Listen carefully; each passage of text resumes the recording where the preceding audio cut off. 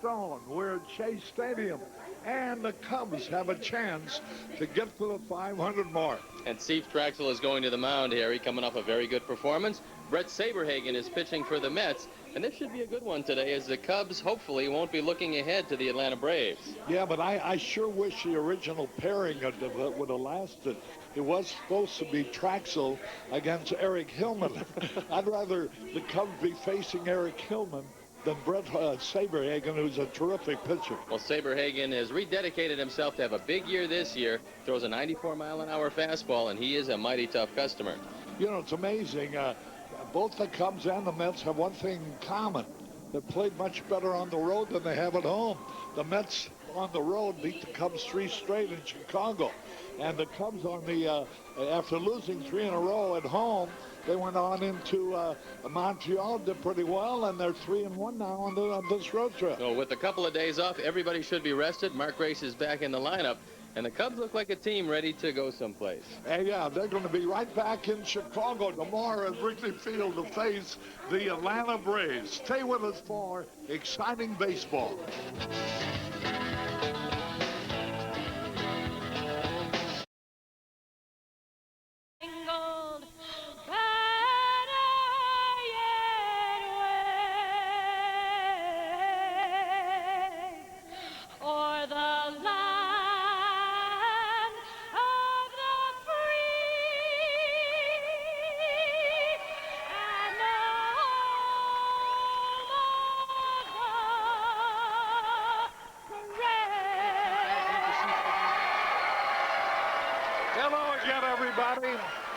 Carey with Steve Stone and Tom Brenneman from Chase Stadium. The second and final game of what was ordinarily a 3-game series, but 1 game was rained out. Here are the lineups. Pepsi presents the Cubs alignment under their manager Tom Troublehorn. Rhodes in center field. Sandberg at second base. Grace at first base. May in left field. Sosa in right. Wilkins catching. Buechele at third. Dunston the shortstop. And Steve Trachsel is on the mound. The defense for the New York Mets finds McReynolds, Ryan Thompson, and Burnett's in the outfield. Nina, Vizcaino, Kemp, and Segui at first base on the infield. Saberhagen doing the pitching, and Kelly Stinnett, the catcher. Boy, what a beautiful day for baseball. The temperature's expected to go to 73 today. There are 2 games underway. Baltimore, Detroit tied 1-1. The Yankees at Chicago facing the White Sox, who won the first 2 games, are going for a sweep. And with the rain out yesterday, the Cubs have juggled their pitching rotation around as you take a look at the umpires. The pitching rotation now will see Jose Guzman not going to the mound till April 28th, and apparently Jose is suffering some arm discomfort. All right, Darling, McSherry, Montague, and Charlie Williams are the umpires today. Bright sunshine as the official batting orders are being traded in. And Saberhagen, an outstanding pitcher who's nevertheless had his problems here at Chase Stadium the last couple of years. He's appearing in a movie here, and he pitched to Keith Hernandez yesterday. The title of the movie is The Scout, featuring the comedian Melvin Brooks. And in this bit by Saberhagen threw a pitch to Keith Hernandez, hit far over the right field wall.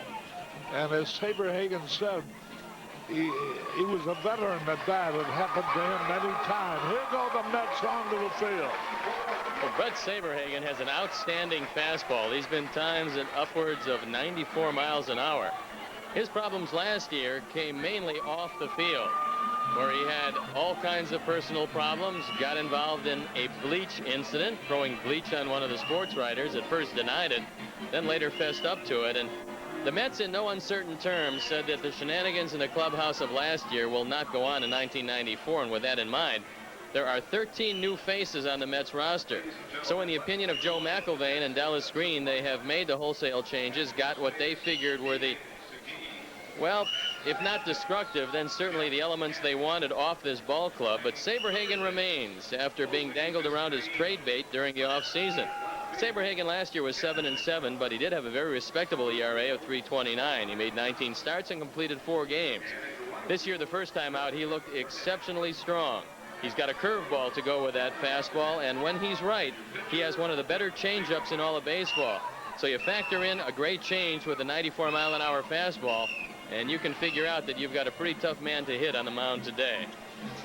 Well, I tell you, you're talking about an outfield of incredibles, a journeyman outfielder in the major leagues, Ryan Thompson, who's still a promising rookie, and Jeremy Burnitz in right field, Fernando Vina at third base.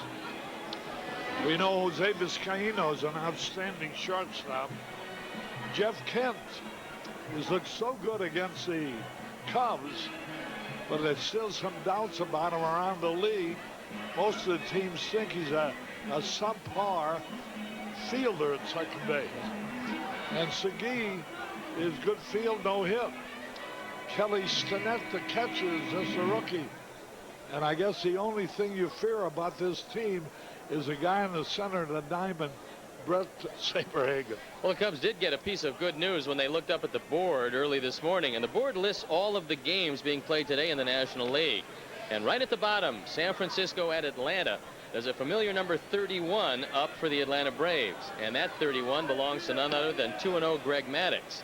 That'll mean that Maddux is going tonight against San Francisco, and that will mean that he is not going to pitch against the Cubs in Wrigley Field. It's going to be Anthony Young tomorrow against Tom Glavine, Willie Banks against Kent Merker on Saturday, and Mike Morgan against John Smoltz on Sunday. And remember, plenty of good seats available for that series. Come on out and watch the Atlanta Braves. They are an outstanding team. And there's Anthony Young, the man who will go against Cy Young Award winner Tom Glavine tomorrow. Yes, and Anthony Young was ringed out of his start of this series. He wanted to beat his old teammates, but instead he'll pitch tomorrow. Here's Tuffy Rhodes. Fastball at the knee. Strike call.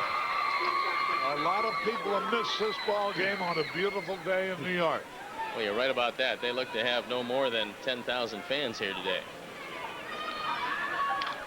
Fouls it back and out of play. Well, when Tuffy Rhodes faced the other great pitcher of the Mets, Doc Gooden, opening day in Chicago, the first 3 times at bat, he hit 3 straight home runs. 0-2 now against Saberhagen. 1 ball, 2 strikes. Saberhagen had some outstanding years. The best of his years was 23-6 in '89 with Kansas City.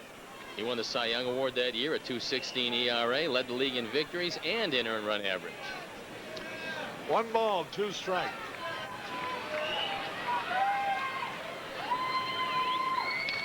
Again, he had a good cut and found it back. You know, the Central Division looks like it's going to be the most hotly contested. Cincinnati's leading at the moment. A game ahead of Houston, game and a half ahead of the Cardinals, and 2.5 ahead of Chicago and Pittsburgh.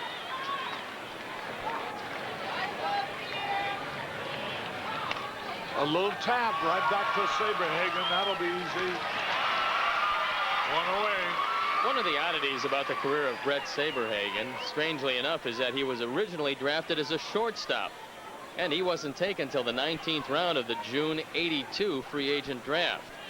Well, it didn't take him too long to realize that his arm was better suited for the mound, and in '83 he was a combined 16-7 with a great ERA in his only season in the minor leagues, splitting time between Fort Myers and Jacksonville in A and AA. 1-0, nobody on. Here's Sandberg.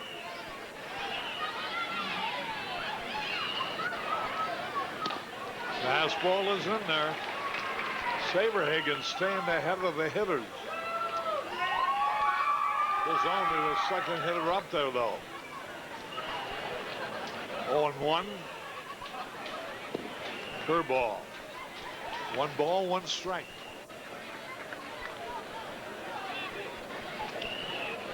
Houston at Florida, no score at the end of 1.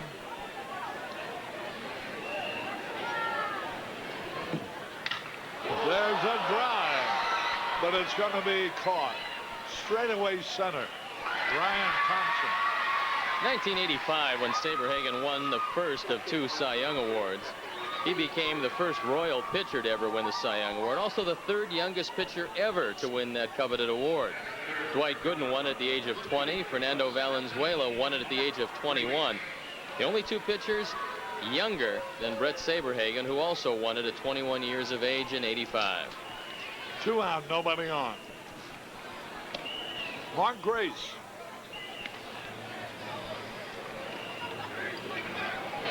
Mark's driven in only 1 run. That was as a pinch hitter. Tied up a ball game, and the Cubs done won it in the 9th. 1 ball, 1 strike, 2 out, nobody on. There's a look at Tom Trebelhorn as he looks on at Bret Saberhagen. Curveball into the dirt. 2 balls and a strike. 2 out. Billy Williams, Hall of Famer.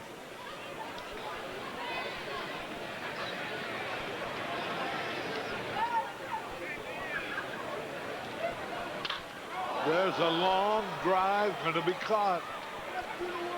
Burnett's on the warning track, makes the catch. 1, 2, 3. We go in the bottom of the 1st, no score.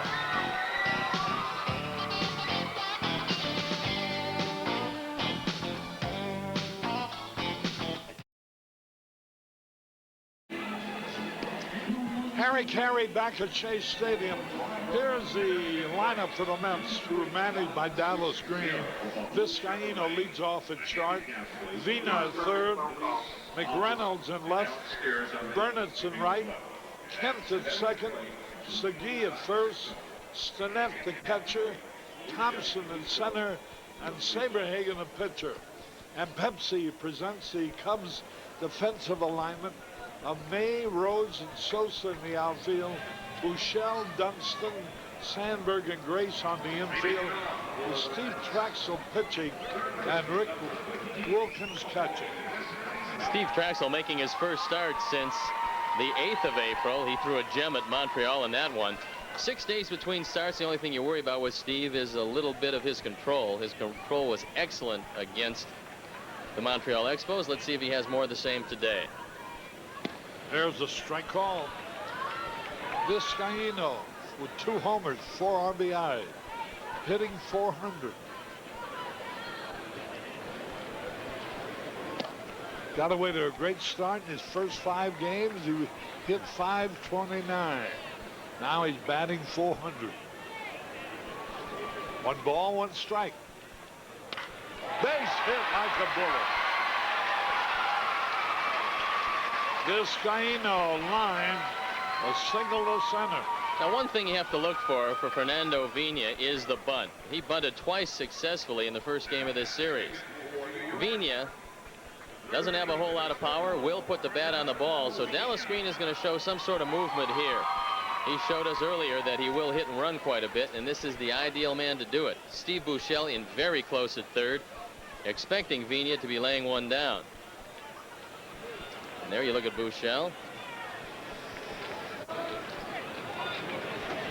Trachsel throws over there. You know, Harry, the Cubs have always complained about finding a man to fill in at 3rd base for Ron Santo. Vina is the 99th guy to play 3rd base in the 26-year history of the Mets.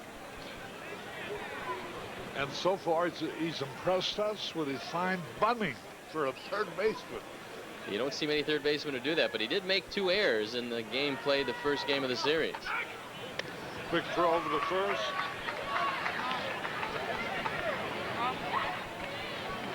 Vina. Bobby Bonilla not in the lineup. He still has some shoulder problems, diving to the line in Houston, and he'll be out a few more days, and the Cubs really don't miss him in this lineup. Again, he throws over there.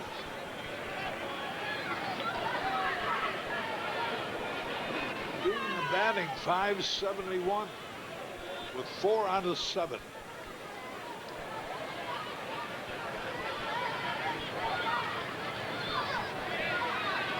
They may hit and run here. Strike call. 1 strike, no balls.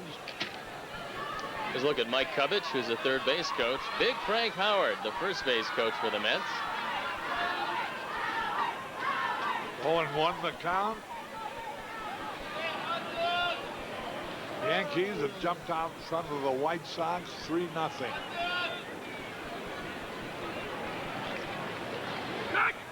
Quick throw. Baltimore, Detroit now in the third, tied up 1-1. Yeah.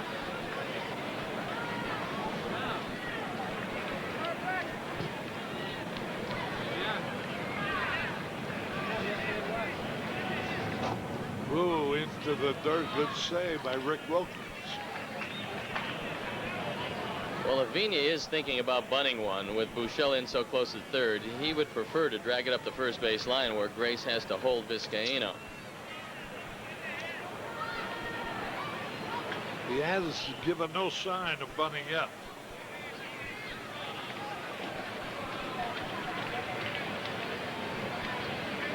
There goes the runner.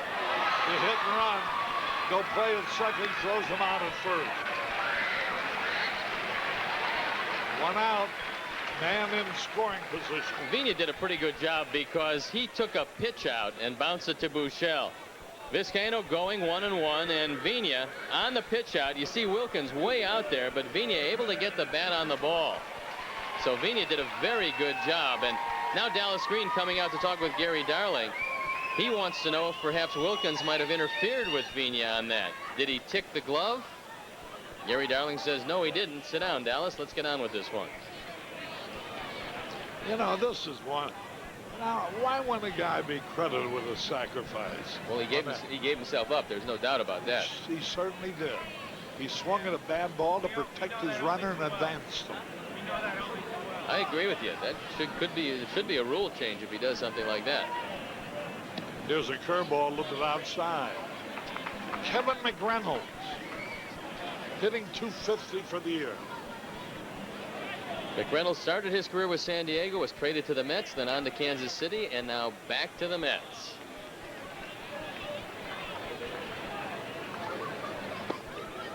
That evens makes the count 2 balls, no strikes.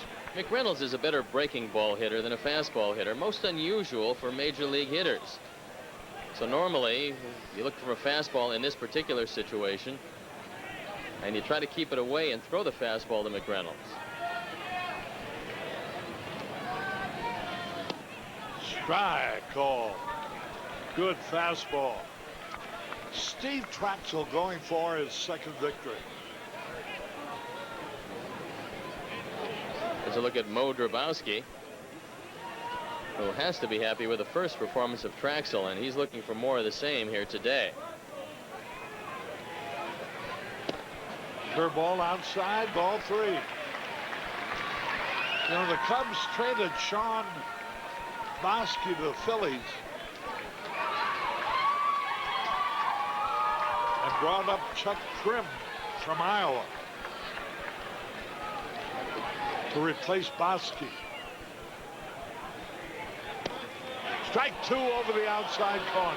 You know, Harry, the Phillies got Bosky to fill a hole in their bullpen, which is what he did here. But Tommy Green just went down with an injury, and Bosky is actually going to get a start for the Phillies on Sunday. So now they have Heathcliff Slocum and Sean Bosky, both products of the Cub organization, in their lineup.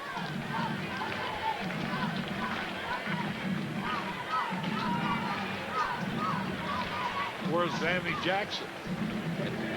And Danny Jackson. Boy, oh boy. If Bosky goes on and wins over there. 3-2 pitch. Bouncing foul. Certainly Bosky had all kinds of opportunities with the Cubs and was found lacking. Well, last year, Harry, the second half of the year when Bosky came back from the minor leagues, he really threw well out of the bullpen. But for whatever reason this year, he did not throw particularly well. And Larry Himes decided it was time for him to move on. Struck him out. 2 men out. And here is Jeremy Burnitz, the right fielder. He struck him out with a high fastball, and that's where you want to go to McReynolds. Remember, we told you he's a better breaking ball hitter than he is a fastball hitter. He has what's called a slider speed bat, and he can't catch up with this one. So Trachsel, who has very much of an underrated fastball, uses it well there. Conversely, Burnitz has trouble with anything off speed, and he will tattoo a fastball. The boy from Southern California, Steve Trachsel, pitches high. Jeremy Burnitz hitting 190. But the season is early. Whoa, there's a curveball in there. And Burnitz followed all the way in. He certainly kept his eyes on that ball. He looked like what Pete Rose used to do, Harry. Remember Rose? Yeah. He'd look at the ball right in the catcher's glove. Right. If he didn't like the pitch, he'd just look at it and then wait for another one. One ball, one strike. Let's hope it's another curve or a changeup here. Fastball outside. I wonder if the hitters actually can see the ball curve from the moment it leaves the pitcher's hand if it's going to be a curve. I think they can see the spin on the ball, Harry. I think they know if it's not a fastball. High pop foul, back out of play. I'm not sure if they can differentiate. I think what makes a slider so good, Harry, is you can't pick up the spin right away, and it comes in, you think it's a fastball, then it dives.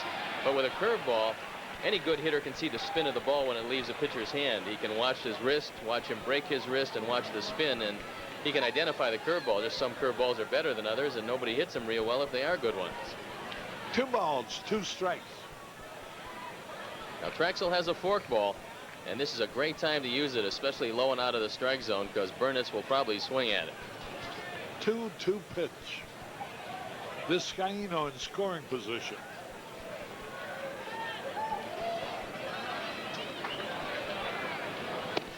Fastball, he aim for the inside corner and miss. And don't look now, but Mr. Trouble is up next. Jeff Kent. Has been phenomenal against the Cubs so far.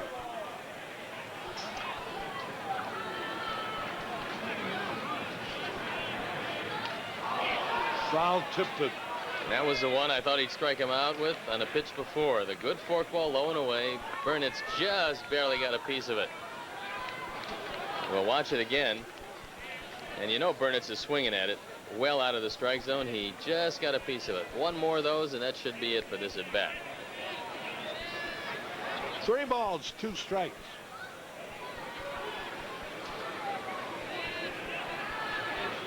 Struck him out with a fastball on the foul tip that Wilkins caught.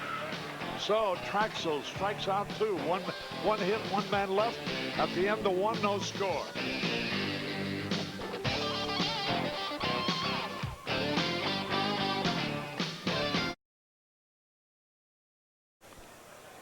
Harry Carey and Steve Stone as we go into the top of the 2nd inning. Derek May will lead it off.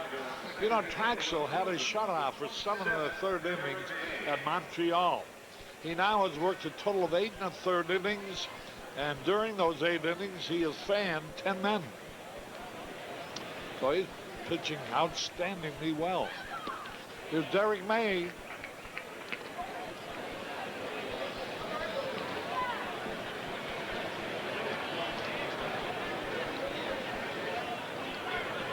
May hitting 240. High pop foul, back out of play. Harry, you saw, I'm sure, Pedro Martinez taking a perfect game into the 8th inning, a no-hitter into the 9th. Can you believe that Reggie Sanders, in a perfect game, being hit by a pitch, charged Pedro Martinez, 155-pound Pedro Martinez in the 8th inning. What could he be thinking about? And the count was 0-2 against him. There's a hot drive. First baseman knocks it down. Segui throws the first for the out. Do you think he really believed that the guy was throwing at him to lose a perfect game? Well, a lot of things are happening these days I find difficult to believe. But they do happen. And it shouldn't be too difficult to believe. And it can make you worry a lot about the society we're living in. Sosa. 1 out, nobody on. Sammy Sosa now hitting 148. I know that doesn't sound like much, but he's hitting much less than that, with only 1 out of his first 21 times at bat. So Sammy beginning to hit the ball. Let's pause here for identification. This is America's #1 sports station, WGN TV, Chicago. The pitch. Good fastball. Boy, this Saberhagen, he can really bring it. We had a picture before of Ryne Sandberg and Sean Dunston talking about what Saberhagen was throwing, and Dunston, who has yet to face Saberhagen, was probably asking Sandberg, how's the fastball look today? Well, Sean, it looks pretty good. 1-1 pitch. Fouled it out of play. The Cubs lost 3 straight to the Mets in Chicago. Then the Cubs open up the Mets home season Monday by beating them. And the Cubs could reach the 500 mark with a victory today. They've won 3, lost 4. The Mets have won 4, lost 3. Whoa, look out. That was a curveball that had trouble curving.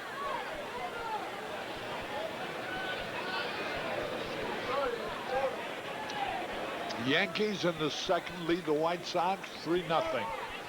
Baltimore at Detroit tied 1-1 after 4. Ball 3. 3-2. Usually what pitchers go to in this situation is their best pitch. Saberhagen knows that Sammy is one of the best base runners on this team. I'd look for a fastball inside. And let's see if Sammy can turn it up. He's going to have to turn it up to hit a Saberhagen fastball. Ball 4 high. And here's Rick Wilken. And I tell you, I find myself thinking that if the Cubs are going to score any runs, it's going to have to be, the attack will have to be contributed to by the left-hand hitters in the lineup. Rhodes, Mays, Grace, and Wilken. Left-handers, Harry, and some speed. So I would assume that Sammy Sosa in this situation is going to attempt a stolen base. And Kelly Stinnett has a pretty good arm. He had a great spring throwing out base runners. He's 1 for 2 this year. And so now as Sammy changes over from his hitting gloves to his running gloves, there's a look at Kelly Stinnett. And the hitting gloves gone and the running gloves on.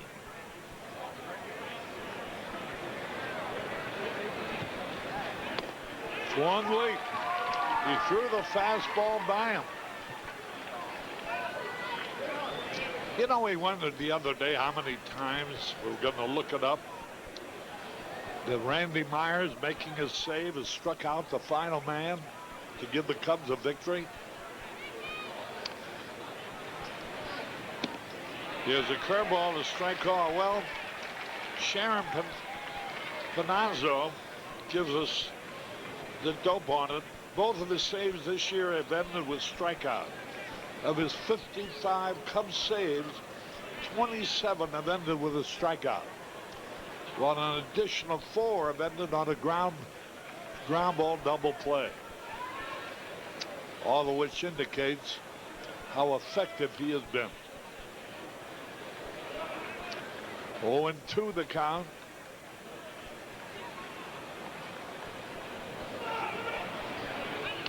Fouled it back. Boy, he's having. Now here's a real good fastball hitter, Rick Wilken, and he's having trouble getting around on Saberhagen's fastball. Now a lot of teams in an 0-2 situation, which is really a good pitch to run, have gone to calling a pitch out. Let's see what Kelly Sinnett has in mind, and normally a catcher will look over in the dugout to see what the pitching coach has in mind.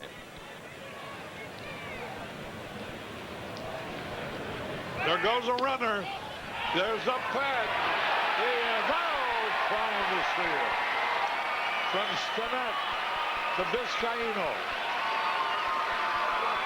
Well, what they did was almost as good as a pitch out. They threw a fastball outside, and Stinnett comes up firing, and it is a dandy. Right at Vizcaino, who's there to put the tag on Sammy Sosa. You can't ask for a better throw than this. And Sammy is cut down. So they did run on the 0-2.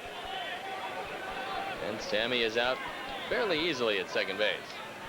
Vizcaino had plenty of time to make the tag.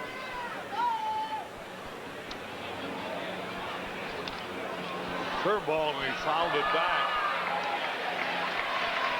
LA and St. Louis no score in the second. Houston and Florida. Florida leading 1-0 in the first.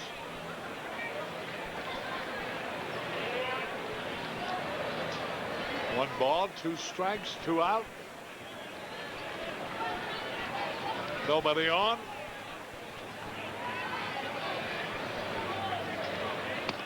Struck him out a fastball over the inside corner.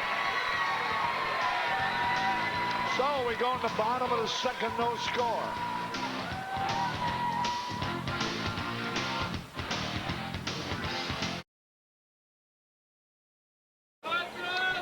Harry Carey at Chase Stadium as Jeff Kent will lead it off.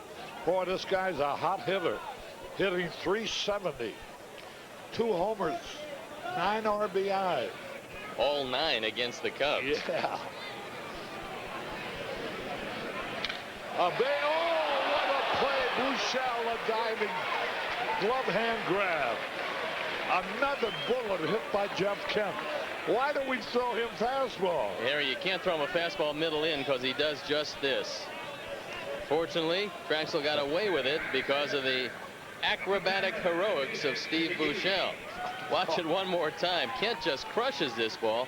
Anytime the Cubs throw him a fastball middle in, he hits it this hard. But Bushell right there to make the play. Just imagine for a moment, as hard as that ball was hit, and Bushell is a little better than 90 feet away, he must have just seen a blur, and yet he dove, got his glove up in the right place, and made the catch. The reflexes of the major league ball player are not credited enough. Well, Harry, that's why he's there and you and I are up here.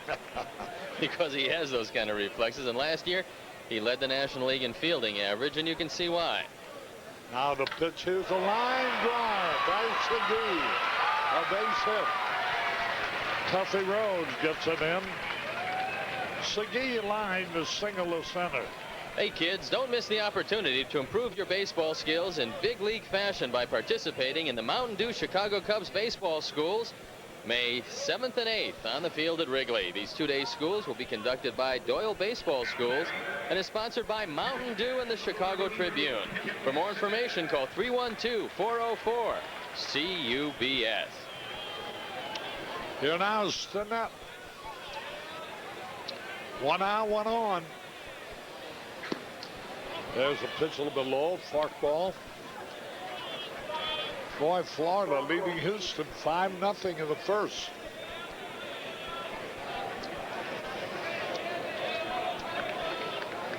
Mike Cubbage coaching at third base. Frank Howard at first for the Mets. Crowd about 10,000, 10 to 15,000. Very few on the bleachers. Here's a double play situation if Trachsel can induce Stinnett to hit the ball on the ground. Stinnett is driven in 3 runs, hitting only 167. Now Dunston is playing him up the middle, so Trachsel does not want Stinnett to pull the ball in the hole. There's that fork ball, a little bit low and outside. Ball 2. Stinnett's first major league hit was against the Cubs in Chicago. And he drove in a run with it.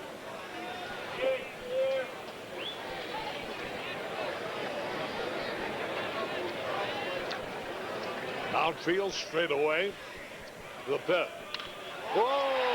Dunston was moving towards second. And there comes the runner line to third. It looked like Dunston moved over to his left before Stinnett hit the ball right through shortstop. Well, they make a decision, Harry, Dunston and Sandberg, on who's going to cover second. And watch Dunston. On the steal, he's moving over. That vacates the left side, and Stinnett punches it through. With Stinnett up, as the Cubs have seen, he's a better pull hitter than he is hitting to the opposite field. I would have rather seen Sandberg cover on the steal. It would have left Dunston at straightaway shortstop, and he could have made that play. As it was, runners on first and third, and Steve Trachsel in a jam. With only one out, here's Ryan Thompson. Hitting .360 for the year with 2 homers. Fastball a little bit outside. They're hitting Trachsel rather hard, solidly. Well, one thing that Tom McCraw, the hitting instructor, has talked to Ryan Thompson about is swinging at high fastballs. He tells him if you can just swing at strikes and identify strikes, you're going to be a fine hitter. But he has a weakness upstairs. Half swing. Fouls it off, and the count is evened up. Ryan Thompson in the game last year against the Cubs had 2 homers, 3 RBI. 1 ball, 1 strike.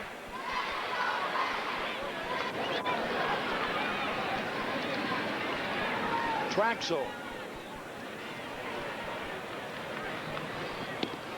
Curveball in there, a beauty. Frank Howard comes down the line from his first base coaching station. 1 ball, 2 strikes. Runners first and third. Ball game in the bottom of the second.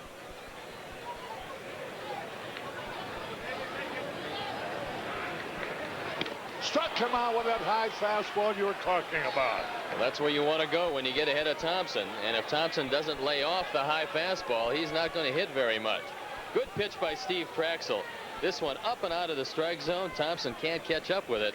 And when a hitter has a weakness in the major leagues, especially when he's a young hitter, the pitchers and the advanced scouts key in on it right away, and that's where everybody goes. So Saberhagen, lifetime 110 hitter, not much of a hitter, and the only thing standing between Trachsel and getting out of this inning without giving up a run.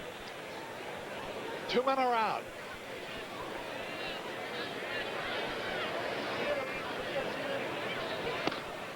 Fastball a little bit low and away.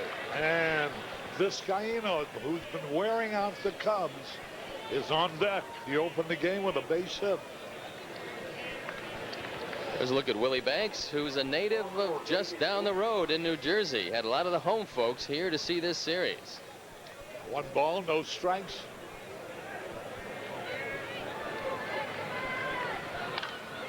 Fouls are out of play, evening up the count.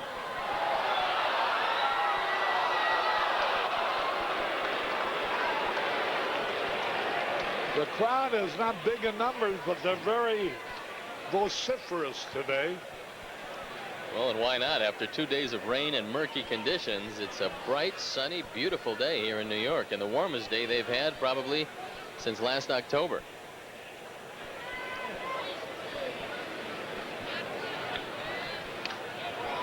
Now he's only 1 pitch from being out of this jam. He got Ryan Thompson on strikes, his 3rd strikeout. Trachsel's got a choice here, and normally you want to go with the good hard curveball. Most hitters have trouble with it. Most pitchers, it's impossible for them to hit. So let's see what Steve Trachsel goes to and what Rick Wilkins wants. As Wilkins looks over in the dugout to see if maybe they want to call a pitch. Ooh, a curveball, missed with it. 2 balls, 2 strikes on that, far enough. Get him on this one. Florida leading Houston 6-0. It's the end of 2. 2 balls, 2 strikes. Big pitch. Runners first and third. Struck him out to end the inning. Strikeout number 4. At the end of 2, there are 2 hits, no runs, 2 men left. And at the end of 2, there is no score.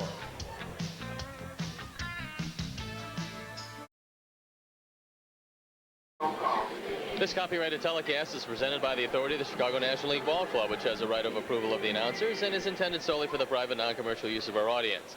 Any publication, reproduction, retransmission, or the use of the pictures, descriptions, and accounts of this game without the express written consent of the Chicago National League Ball Club is prohibited. We go to the top of the 3rd, and Bouchel made a fine catch on a line drive.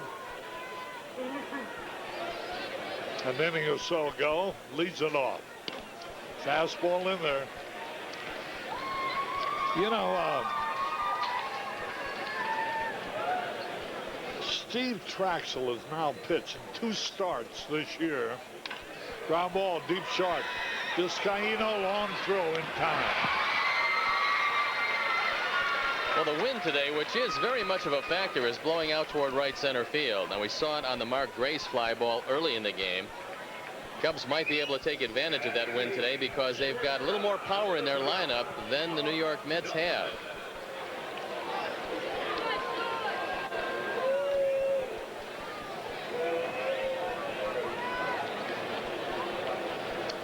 In the last the 2 starts, Steve Trachsel made, here's Dunston now, 1 out, fouled it back. Trachsel in 9 1/3 innings has given up 6 hits, no runs, and fanned 12 men. Mo Grabowski talking to Rick Wilken. Again, he fouled it back. Here's a half-flat trivia question.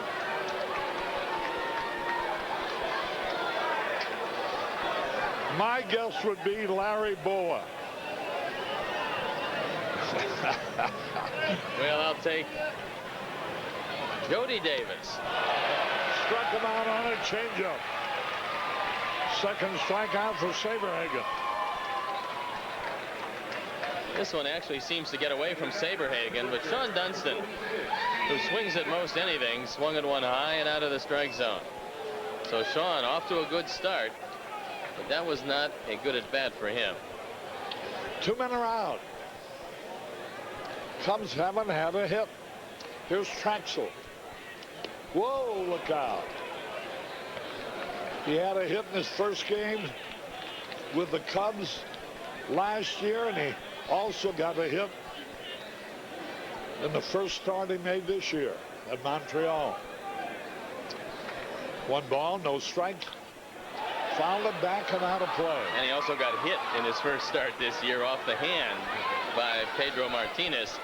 He doesn't want to see that repeated, especially with Saberhagen throwing about 94. Steve Trachsel out of Southern California. Had a good cut. 1 ball, 2 strikes. Well, Harry, tomorrow is the 15th, which means it's tax day. You going to be working on your taxes on the plane, or you got them all done? I got them all done. I didn't get them all done. Marty Cohen, my tax man, got them all done. 1 ball, 2 strikes. Ground ball. Venus throw in time. 1, 2, 3. We go in the bottom of the 3rd, no score.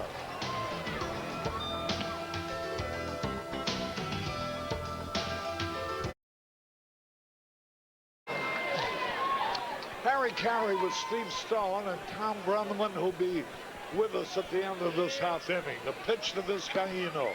Curveball. Strike call. Vizcaíno has started the game for the Mets with a line single to center. Trachsel. Another curveball. This time misses. Young Love, ain't it beautiful? The pitch. A little bit inside. 2 balls and a strike. Hey, old love ain't bad either. Or middle-aged love, for that matter. 2 balls and a strike. Fouls it out of play. What they got out there in that 10th? I think Nelson Doubleday, the owner of the Mets, holds parties out there. I don't know, it's over the left field wall. It certainly adds a little color to the ballpark, but I'm not certain what they do. As you look at National League batting averages, Andujar Cedeno and Dante Bichette having unbelievable starts.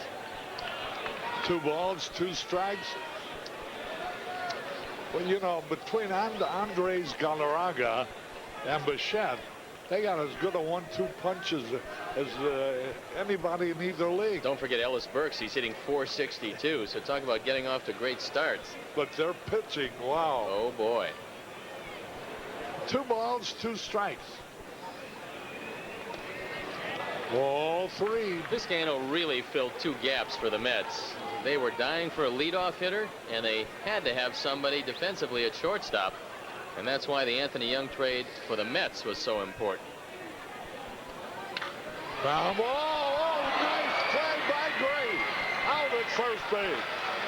From Mark Graves to Steve Trachsel. What a beautiful play. I tell you, you realize what a great first baseman he is when you see him every day. Well, there's a reason why he's got 2 Gold Gloves. And that's one of them. The fact that he has as much range to his right as any first baseman in the game. He rights himself, makes a good solid toss to Trachsel. Trachsel's end of the play was easy after Grace made the first half of the play. Look how shallow they play this guy. He bunted twice in the first game and then beat out an infield hit the 3rd time. So this is a third baseman with great legs. I don't know about power, but great legs he has. Well, you're not going to see much power out of Vina, and he's just filling a gap. He's their utility player. And he's normally a shortstop. Ball too high. 1 out, nobody on. A fine play by Mark Grace robbed Jose Vizcaino of another hit.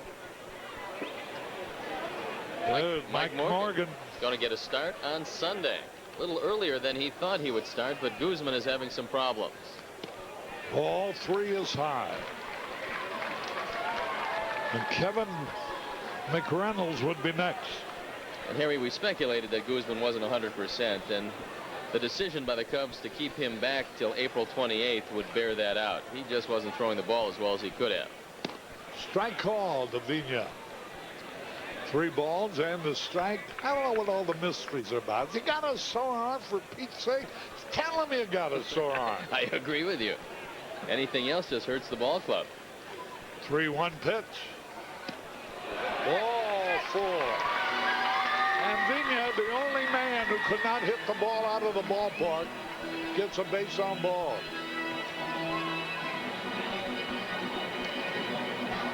And here's McReynolds, who can hit the ball out of the ballpark. Harry, I remember when I was a member of the San Francisco Giants, at that point, we traded Willie Mays to the Mets, and he took over in center field. You saw Willie his whole career, and everybody talks today about Barry Bonds being the best there is in the game. Of the 2, would you say that Bonds is close to Mays' ability? I don't think there's anybody any better than Barry Bonds. Willie Mays, Ted Williams, Stan Musial. Barry Bonds is just absolutely outstanding in every department. Run, steal bases, run bases, cover left field, throw left field. Would you give Mays the edge over him in any department? Well, I would give it to him maybe in power. I probably could hit the ball farther than Barry Bonds. Maybe a little bit better base runner overall than Bonds, but as a package, Bonds has to be as good as anybody that ever played. You know, every generation, Steve, you're not old enough yet. I go back a few years. But in every generation, there are major league ball players, and there's always a small core of really great ones. Sure. And it was true 40 years ago. It was true in Babe Ruth and Lou Gehrig. That was true in Williams, DiMaggio, Musial. And then it was true with Aaron and Mays and Duke Snyder and Carl Ferrilla. You know, there's always a small group that's outstanding. And of course, when you realize, when I just say the rest are just major league ball players, it's still, you got to remember that that means that they are the greatest players in the land, the other guys. But there's still some that stand out even amongst the greatest in the land. Here's the throw of the first, runner back. And I think certainly Bonds would fall in that category, Harry. In the American League, I would think. How about young Griffey now? Here's a guy. I was just going to mention him. 24 years old, already a regular 5 years, averaging almost 30 homers a year and almost 100 RBIs a year at age 24. Line drive, base hit. And that's what, hey! Derek May fumbles the ball, and that changes the entire inning. Instead of having men at first and second, they wind up with men at second and third. Well, we've talked about the Achilles heel of the Cubs, and that is the outfield defense. Now, this is a fastball. Instead of keeping it away from McReynolds, Trachsel got it in. Well, here's the bad part of the play. Derek May, all he's got to do is go down with two hands and block this ball. You have runners at first and third, and you've got the double play in order. But by going down with one hand, letting the ball bounce over the glove, now you have the double play taken out, and a ground ball in the infield, likely to score a run. So a completely different inning, and now Trachsel is in a jam. He's facing a pitcher that's red hot in Bret Saberhagen. You can't give the Mets too much. You know, I'm glad he's having this challenge. So many pitchers we've had in recent years have pitched well, and then the air behind them, and they blow up. Let's see if he can pitch around the air. Runners at second and third. Jeremy Burnitz. Bouncing ball, throw to the plate. Save. And Harry, that's where the sore shoulder of Mark Grace comes into play. That was not a good Mark Grace throw. Mark Grace normally makes a pinpoint throw and gets him out, but Grace is battling a sore shoulder. It's his throwing shoulder, and watch this throw. It's not a good one. And you'll see him. You see the throw just kind of float in wide of the plate. Wilkins on the swipe tag can't get it. Vigna, who got on via the walk, misses the plate the first time, comes back and gets it, and the Cubs are down by one. And the man should have been out at the plate. A fielder's choice. A run batted in for Jeremy Burnitz. Still only one out. Runners at first and third. And Harry, on that ball, it's a double play ball without the air. That's right. So a completely different inning, and still Trachsel in trouble with one of the best hitters on this team up. Curveball in there, a strike call. Jeff Kent, who lined hard to Buechele, who made a circus catch to deprive him of a hit in a second. Kent right up there among the leaders in runs batted in. Darren Daulton red hot in the early going, leading the league. Trachsel.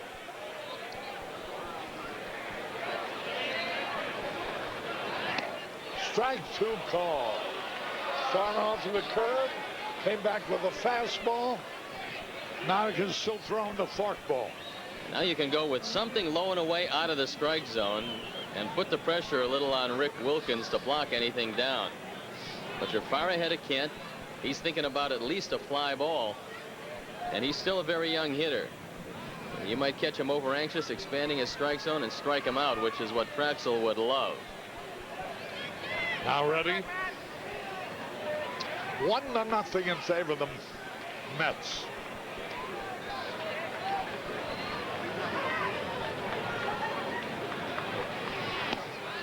Just barely miss. Low and inside. Jeff Kent with 2 homers, 9 RBI, hitting .370.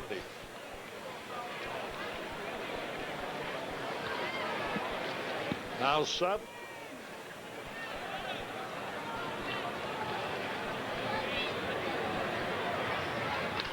High pop fly. In foul territory, it's out of play. Now Kent has only fanned one time this year, and that's in 28 at-bats. That was a high fastball, something you don't want in this situation unless you throw it well out of the strike zone. High fastballs turn into sacrifice flies. Low curveballs turn into ground balls, potential double plays, and a possible strikeout. So let's see if Trachsel stays low and away here from Kent. Usually the best you can do with that is hit it right at one of the middle infielders. Now ready?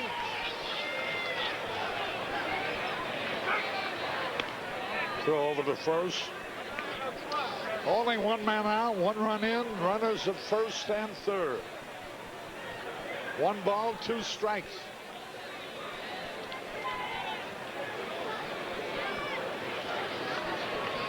Fastball again, he misses. Here's the answer to the Affleck question. And Keith Moreland. Well, nothing's changed. We were both wrong this time. 2 balls, 2 strikes.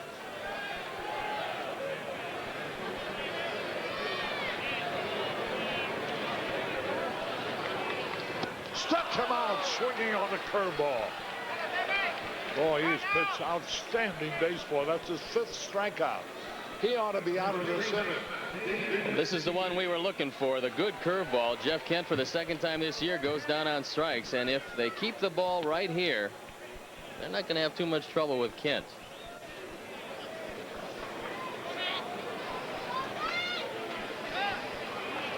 One to nothing.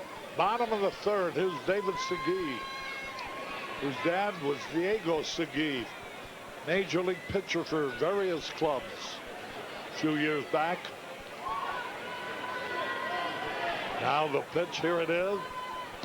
Swung at a curveball.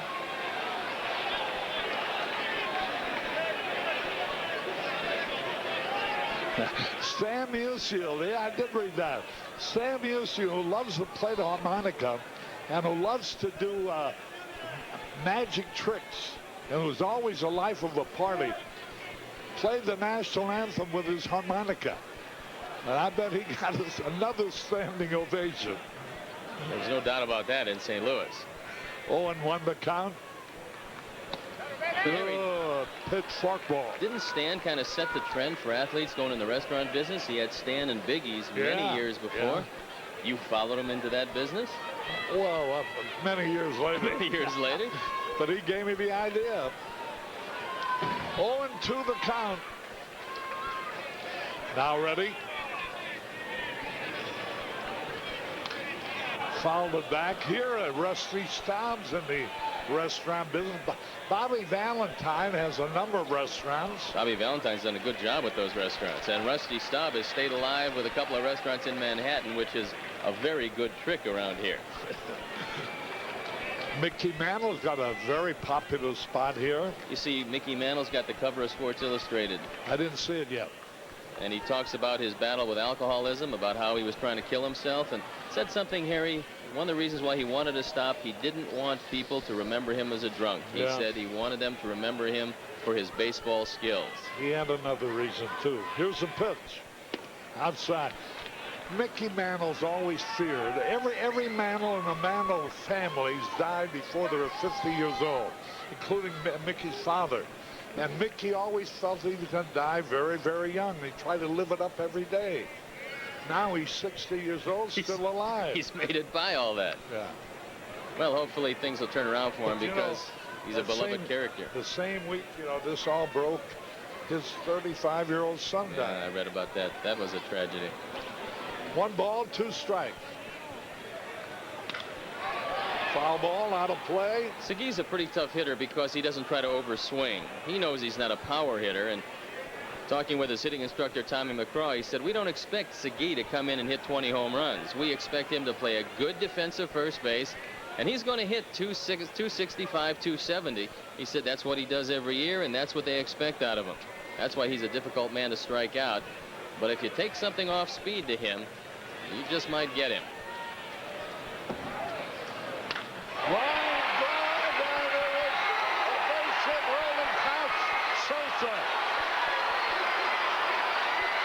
Are going to score.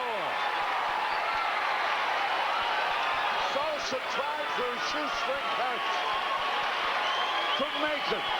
And 2 runs are in, a double for Segui. Well, it's a fastball, and it's a fastball up and out over the plate. Not the pitch that Trachsel wanted. Sammy comes on, can't block the ball, and a couple of runs score. The Mets pulling ahead, and with Saberhagen on the mound, it becomes a lot more difficult for the Cubs, who trail by 3. RBI 6 and 7 for David Segui. You know, here's a Fernando Vino. No power at all. He walks with 1 out. Now here comes David Segui. Not known for any power, but he doubles 2 runs home. He hit the ball hard. Here's Stinnett now. 3-0 in favor of the Mets. The Cubs haven't had a hit as yet.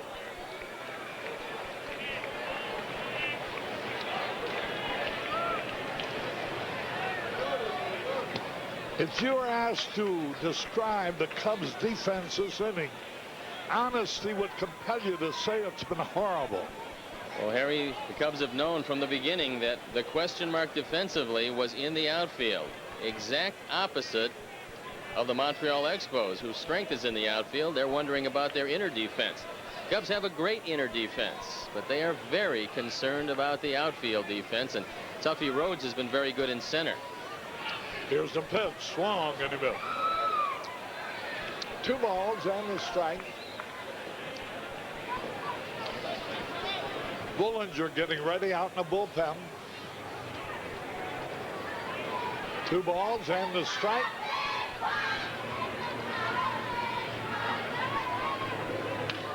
Bouncing ball, nice stop. Long through, safe, beat it out. A diving stop by Buechele. Threw from his knees, couldn't get anything on his throw. Fine play, though. If the ball goes through, another run scores. Well, this one saves a run, but not much Buechele can do with it once he's got it. You're not going to throw out Stinnett, who has better than average speed for a catcher, going down the line. And now Mo Drabowski coming out to talk with young Steve Trachsel. The walk got him in trouble this inning, but a couple of bad pitches as far as selection is concerned put a few runs on the board. Now it'll be up to the offense to come back. And one of the reasons why Mo Drabowski is out there is to give Jim Bullinger a chance to get loose. He just got up and started throwing.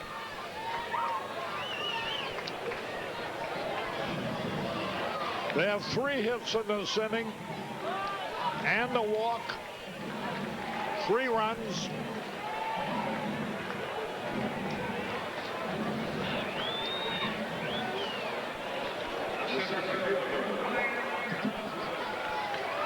Here's Ryan Thompson, their center fielder. 3-0 Mets. With Saberhagen pitching for him. It looks like a tough day. Here's the pitch low and outside. Bright sunshine. I guess if you had your choice, Harry, it'd have been best to play the game yesterday, face Hillman, and get rained out of the Saberhagen start. But that's not the way it worked out. 1 ball, no strikes. Throw over to first. And the Cubs must face Atlanta tomorrow at Wrigley Field. Atlanta's record is 8-1, and they play later tonight with Greg Maddux, unbeaten so far this year, going for victory number 3. It's been a heck of a series so far with San Francisco and Atlanta. It is. They're picking up right where they left off last year. They went 12 innings last night. Freddie McGriff, a home run, won it late. Night before, Barry Bonds and some heroics from Dave Martinez beat the Braves. Here's the pitch high, ball 3.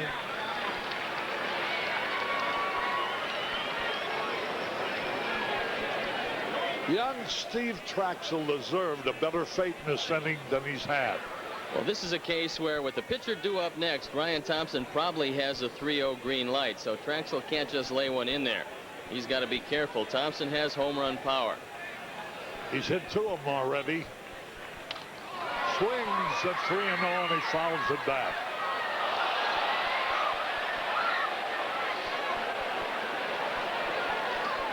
3 balls and a strike. 2 out. The Mets have scored 3. They have 6 hits.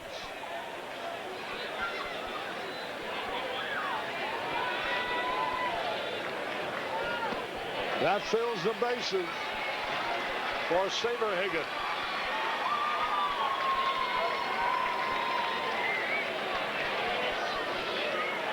That's a second walk this inning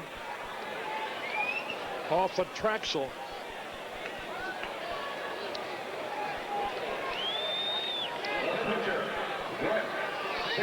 You know, when a guy like Saberhagen has gone 3 innings without giving up a hit, you wonder about a no-hit, no-run game, because he's got that kind of stuff. Every time he goes to the mound, he has that kind of stuff. Now the pitch. Curveball in there, strike call. Well, we've seen 1 no-hitter so far this year, and that's by Kent Mercker, who had never had a major league complete game before the no-hitter. And last night, Pedro Martinez took a perfect game into the 8th inning, a no-hitter into the 9th. So it can be done. Strike 2. We'll see Mercker in Chicago also. The bases are loaded. 3 runs are in. We will see Kent Mercker against Willie Banks on Saturday afternoon.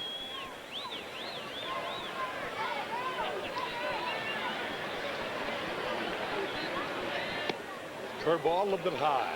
1 ball, 2 strikes. Saberhagen fan his first time out. Trachsel has struck out 5 already. 1 ball, 2 strikes. A bouncing foul. Saberhagen swings the bat pretty good. I don't know whether he can hit or not. He doesn't have a hit yet this year. Lifetime batting average right around 110, so not too much to worry about, especially if you get a breaking ball over the plate. There's a look at Frank Castillo. You still see the splint on his pitching hand, the ring finger, and he's still trying to get himself back in shape. It will be a while, however. Now ready. Curveball outside, ball 2. The Cardinals are leading Los Angeles 2-1 at the end of 4. Florida 6-1 over Houston at the end of 3. Yankees lead the White Sox 3-2 in the 5th. Baltimore leads Detroit 3-1 in the 6th.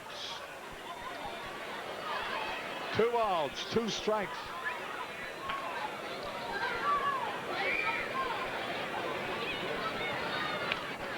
Fouls it out of play. He keeps fouling off the good pitches. It's a good battle right now, and the pitches are piling up for Steve Trachsel, who's thrown a lot more pitches in 3 innings than you would expect him to. You know, a lot of teams came to the Mets in the wintertime. They wanted Bret Saberhagen in a trade, and Joe McIlvaine said he can be had, but the cost is going to be high, and nobody wanted to pay that price. 2 balls, 2 strikes. Struck him out to retire the side. So 3 runs on 3 hits, 1 error, 3 men left. Harry Carey from Chase Stadium, where at the end of 3, the Mets are leading 3-0.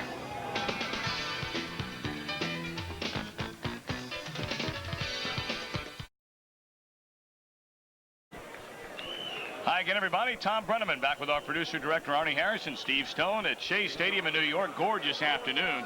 And the Cubs defensively really hurting Steve Trachsel in that bottom of the 3rd. The Mets taking an early 3-0 lead. Well, not only the misplays, Tommy, but the fact that he threw a lot more pitches than he had to throw, and you wonder how long he's going to go in this one with Bret Saberhagen throwing. Tough job today for the Cubs. Saberhagen is not allowed a hit through the first 3. In fact, he has faced the minimum. And there's a first pitch fly ball to Kevin McReynolds in left field. And Tuffy Rhodes is retired.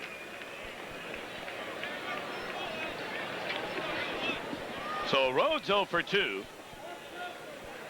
And that'll bring up Ryan Sandberg. Sandberg fly to center fielder Ryan Thompson. His first time up.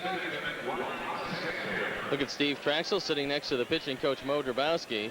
Probably talking about not hanging your head. You can't do anything about last inning. What you have to do is hold the Mets right there at 3. Strike on the outside corner to Sandberg. Rhino hitting at .233 with 1 run batted in this season.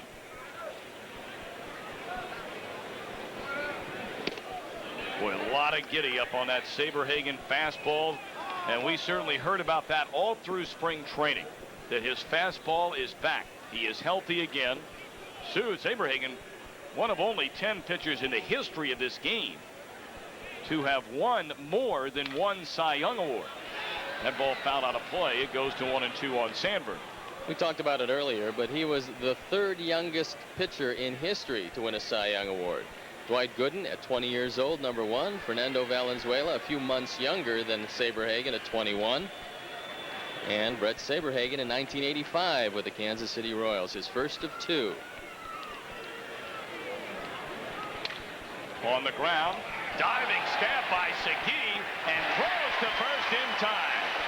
What a difference David Segui has made defensively down at first for these Mets, replacing Eddie Murray. Eddie Murray was a good hitter, but he didn't have a whole lot of range at first base, and this would have been a base hit. As it is, Segui scrambling to his knees, making a fine toss. And what the Mets did with Segui and Vizcaino was probably save that infield. 25 errors this year. And the Mets need all the defense they can get. But when you face Gooden or Saberhagen, you have got a tough man on the mound. Here's Grace. He flied to Jeremy Burnitz on the warning track in right center to end the first inning. Saberhagen 121 wins against 90 career losses. Sandberg has not had a chance to see him all that frequently since Saberhagen came to the National League from the Royals. He's been hurt a great deal. But when he's pitching, there are those that saw him in the American League, Stoney, that'll tell you he might be the best pitcher there is in baseball today. It seems like every other year Bret Saberhagen tunes it up. And Tommy, if you look at his record, in 85, 20-6, then 7-12. 18-10 in 87, then 14-16. 23-6 in 89, then 5-9. 13-8 in 91. Now last year, the pattern broke because he was hurt. 2-2 now to Grace. 2 down, nobody on, and the Cubs trailing New York 3-0. Saberhagen threw very well his first time out, and I will tell you that the stuff he has today is 20-game stuff. If he can maintain this, he will win 20 even with a bad New York ball club. 2-2 delivery. Floater into shallow center, and Kent will get there to end the inning. Saberhagen is not allowed to hit. In fact, he's faced a minimum through 4, and his team leads 3-0.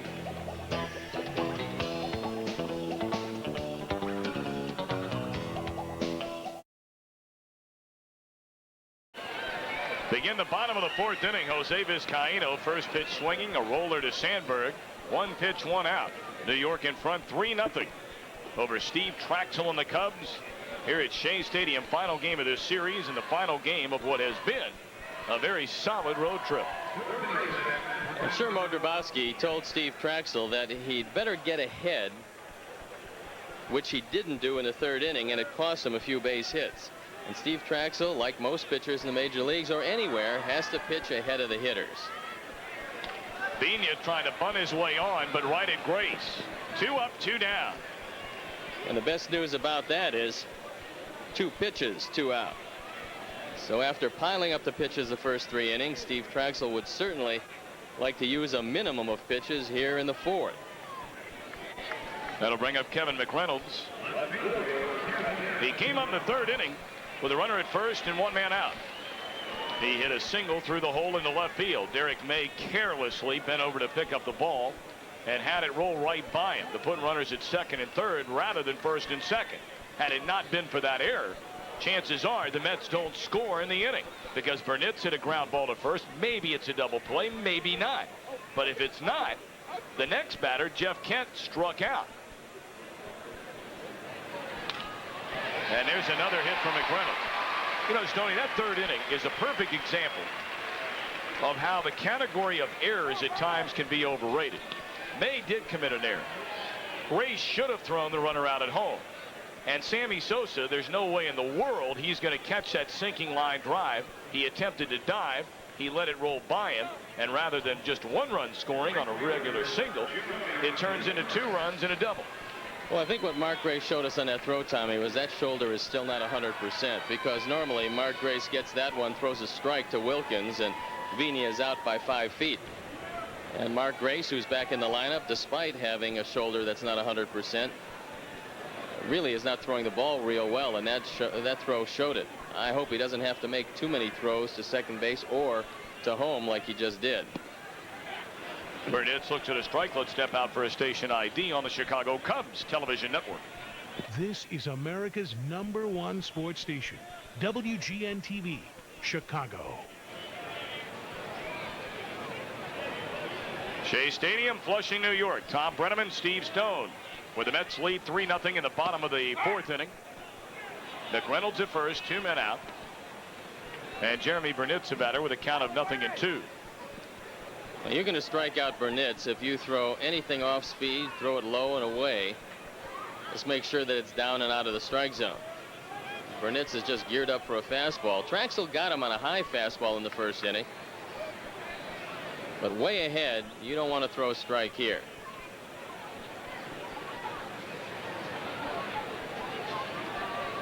He doesn't. Burnitz strikes out swinging, and that'll end the inning. 1 hit, 1 left. We go to the 5th at Shea. Mets 3, Cubs 0.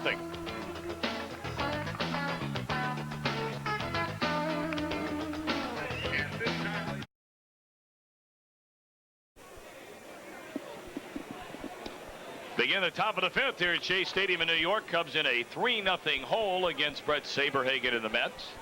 It'll be Derek May, Sammy Sosa, Rick Wilkins. Saberhagen has not surrendered a hit. He's faced the minimum through 4. He's walked 1. A 1-out walk in the 2nd to Sosa.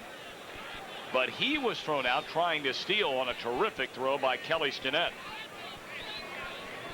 Saberhagen is fan 2. Drilled deep to right. It might be out of here. Burnitz sees it go off the wall. May headed for second base, and he'll go in with a double. So there's the first hit of the game against Bret Saberhagen. Now Burnitz has a great arm, and here's an example of nobody at second base, and Burnitz might have had a shot of getting Derek May. May rifles this ball. No chance for Burnitz to get it. He comes up throwing, and nobody's at second base. This ball almost landed on second base. Derek May is turning it on. Watch where the ball lands. There's nobody there. So Derek May winds up with a double. That breaks the spell, and now with the no-hitter gone, Cubs want to work a little bit on that shutout. Sammy Sosa walk was thrown out stealing in the 2nd inning. Sammy with 2 runs batted in, looking for his first long one. Jam with that pitch.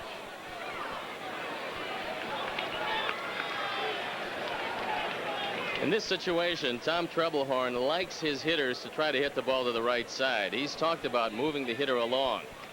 Now, granted, you're down by 3, but you're only in the 5th inning, and a run here against Saberhagen is a big run. Let's see if Sammy does try to take the ball to the right side.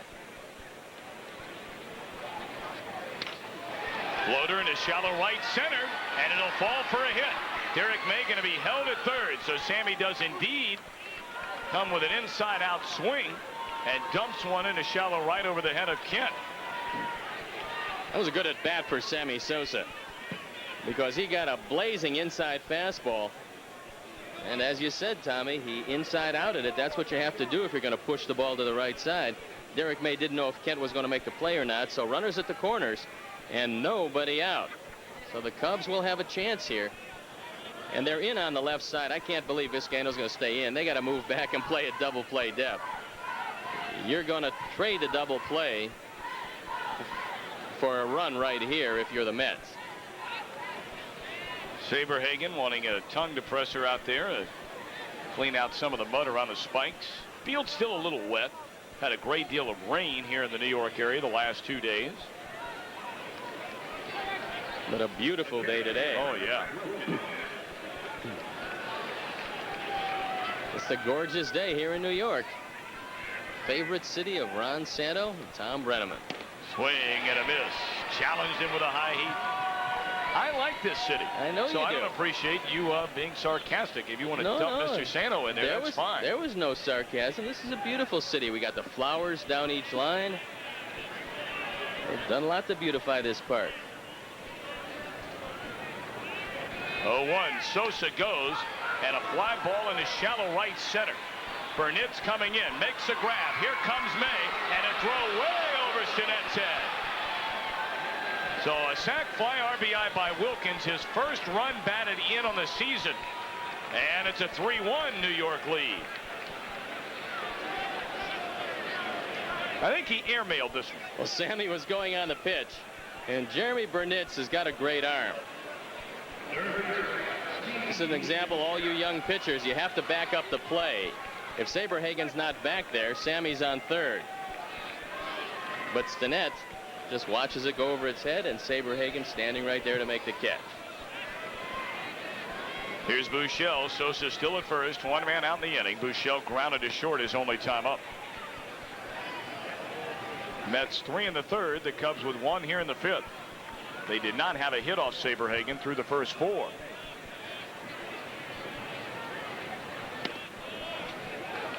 You like the flowers, what they've done down each corner to beautify this ballpark? Oh, I think it's absolutely lovely. Made note of that the other day, in fact. It's like putting a bonnet on a warthog. Is that right? That comment was made by Steve Stone. So for those of you interested in writing or any kind of reaction, that's the man you need to mail it to. A bonnet on a warthog.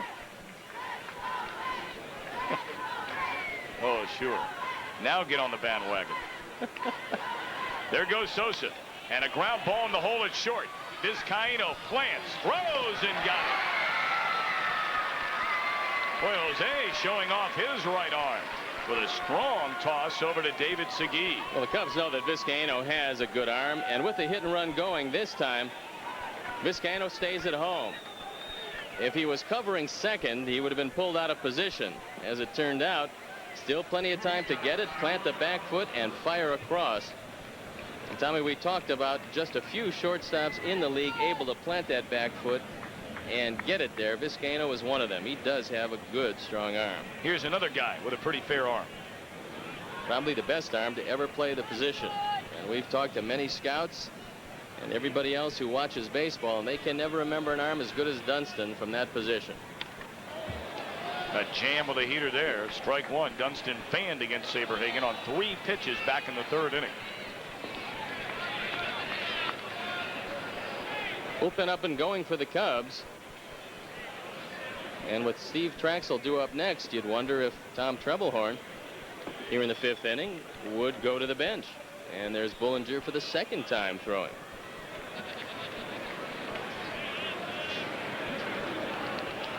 Sammy the runner at second base. 2 men around. We're in the top of the 5th.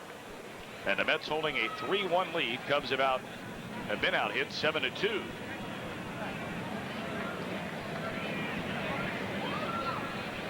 Dunston tied for the team lead in runs batted in.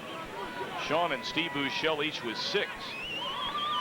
That's the number 7 and 8 hitters in your lineup. Good stop right there by Kelly Stinnett. Best arm in the outfield is in right, Jeremy Burnitz. McReynolds is a very deliberate outfielder. Doesn't usually throw out too many guys. And Thompson has a pretty decent arm in center. But you figure with the great speed of Sammy Sosa, anything but a rocket to right field, and he's probably going to score easily. 1-1 to Dunston. Saberhagen getting the okay and turns it loose. Popped up behind the plate. Stinnett will not be able to get to it. So now 1-2 on Sean. Well, a reminder, plenty of tickets available for the upcoming homestand. And it starts tomorrow against the Atlanta Braves. Anthony Young and Tommy Glavine tomorrow. Willie Banks, Kent Merker fresh off the no-hitter on Saturday. Mike Morgan returns to the rotation, opposes John Smoltz Sunday. Those Atlantans have a pretty good club. 8-1 so far, and It hasn't been because they've been lucky. They throw a pretty good staff at you. And Tommy Glavine trying to do something that nobody's done in the National League for some time. 20-game winner 4 years in a row. 2-2 now to Dunston. And by all accounts, Tommy Glavine this year should be 2-0. He's 1-0 and has been marvelous. Sosa the runner at second. 2 men out. 2-2 to Dunston. On the ground, it is a foul ball. Not by much.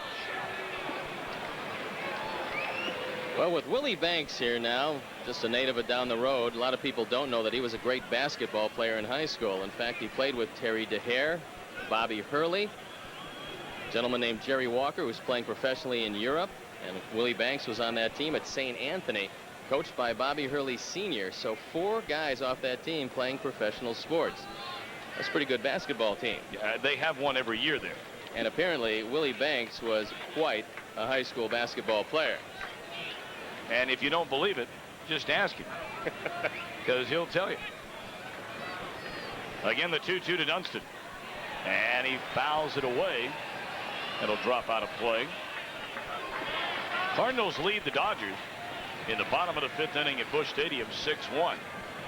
Florida knocking out Pete Harnish with a 6-run second. Marlins in the 5th at home at Joe Robbie, leading Houston 8-1. And they're in the bottom of the 1st inning at Pittsburgh, San Diego and the Pirates in a scoreless game.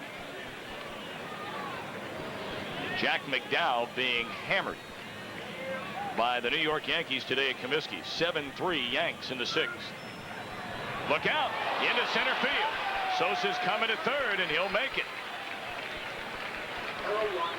Be a throwing error on Bret Saberhagen.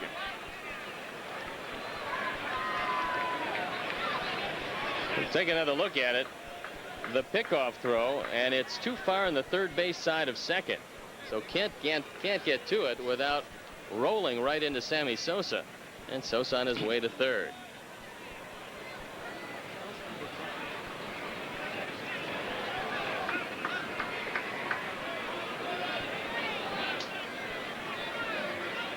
Dallas Green, his team off to a 4-3 start to begin the '94 season. But 1-3 after the opening series. Eddie Zambrano has a helmet and a bat, and it looks like he'll probably come up to pinch hit if Dunston can keep it alive. 2-2 delivery, and it's a liner into left field, a base hit. Sosa scores. So the Cubs, behind 3-0 when they came to bat here in the 5th, are now trailing by just 1 run. It's 3-2. And that was quite an at-bat for Sean Dunston. He gets a fastball inside and opens up and just gets enough on it to drive it into left. RBI number 7. And it is Eddie Zambrano to pinch hit for Steve Trachsel. Trachsel goes 4 innings, allows 7 hits and 3 runs. Fans 7 while walking 2.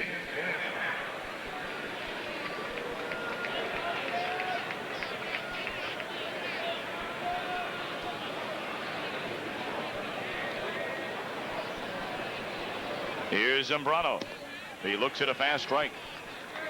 Eddie, a home run, 3 batted in, a .400 average. He has a pair of doubles. He might have 2 or 3 home runs had it not been for the wins off Lake Michigan at Wrigley Field in that season opening series against New York. Well, apparently Mo Drabowski and Tom Trebelhorn didn't like what they saw of young Steve Trachsel today. Because after just 4 innings, he'll depart this game. It's just a 3-2 game. You got a man at first base, so it'll be up to Jim Bullinger now to hold the Mets. 0-2 to Zambrano. And it missed down and away. A ball, 2 strikes. Dunston at first. He is the tying run.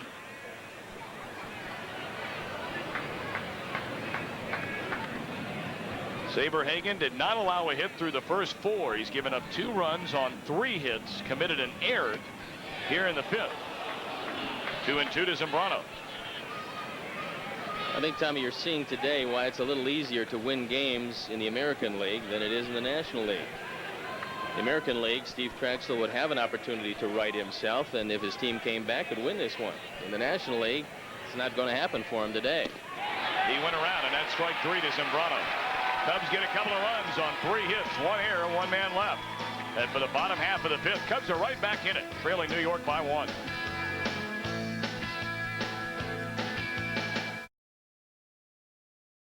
Down 3-2. The Mets coming to bat in the bottom of the 5th, and they'll get a look at right-hander Jim Bullinger on a relief of Steve Trachsel. Well, Bully coming into this one with a 6.0 ERA. He's been out 3 times. This is his 4th appearance, just a total of 3 innings, given up 5 hits and 2 earned runs. And there's the career versus the New York Mets. As you can see, Bullinger has not had a whole lot of success against him.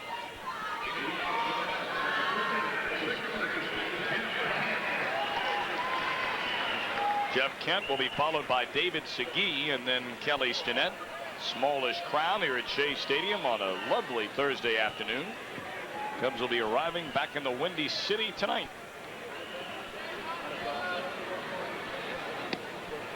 Strike 1 to Kent. Robbed of a double on a diving play made by Buechele to his left back in the 2nd inning. And then Kent struck out in the 3rd. Trachsel went 4 innings, gave up all 3 Met runs on 7 hits, a couple of walks, and 7 strikeouts.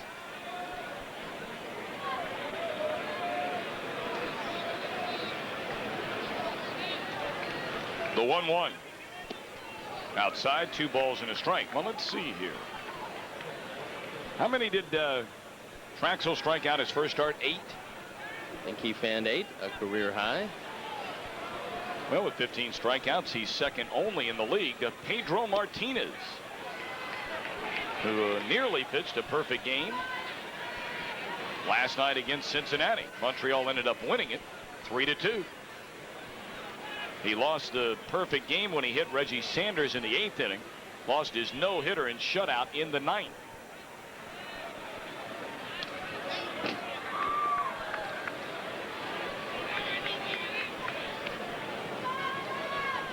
Looks like a couple of fans decided to leave this one early. Perhaps they think the Mets have it well in hand, but it's only 3-2, so long way to go yet. In that very clean Shea Stadium parking lot. That one almost got Kent. Full count.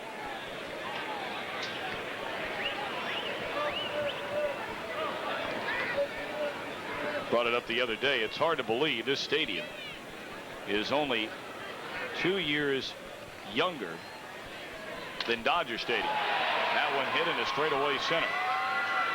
Carl Rhodes is there, and Kent retired for the 3rd time today.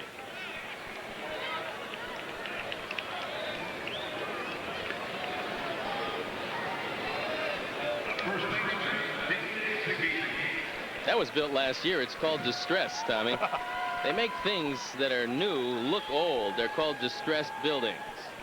That looks pretty nice. Very nice. The clock isn't close to right, but that's not important.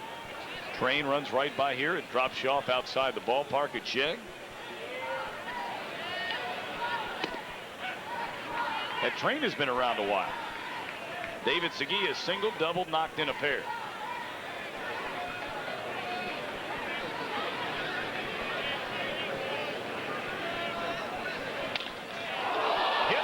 Journey caught the ball. How about that play? That's called self-defense. Well, Segui hit this one right on the button, and we've talked about the pitcher being the 5th infielder when he lets the ball go. And Bullinger able to get the glove up, just barely tipping it off his pitching shoulder. I don't know if that one got a piece of him or not, but good quick hands on the part of Jim Bullinger. And that's the toughest play for a pitcher, when you have to move the glove hand across your body and try to keep the ball from hitting you. That would have gotten him right in the shoulder. All right, 2 down. Here's Kelly Stinnett. Pair of singles on the afternoon and make it 3. Stinnett got his first big league hit in the series at Wrigley Field last week. He has 3 singles here today, and the inning will continue for Ryan Thompson. Mets are leading 3-2 in the bottom of the 5th.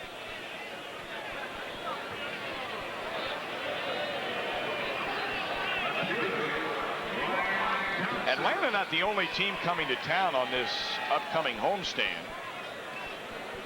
They'll be in Friday, Saturday, Sunday, and off day Monday. Then the first night game of the season is Tuesday, when the team many believe to be the cream of the crop in the National League Central, Houston, comes to town. Look out. Derek May drifting back. A little further at the wall. Goodbye.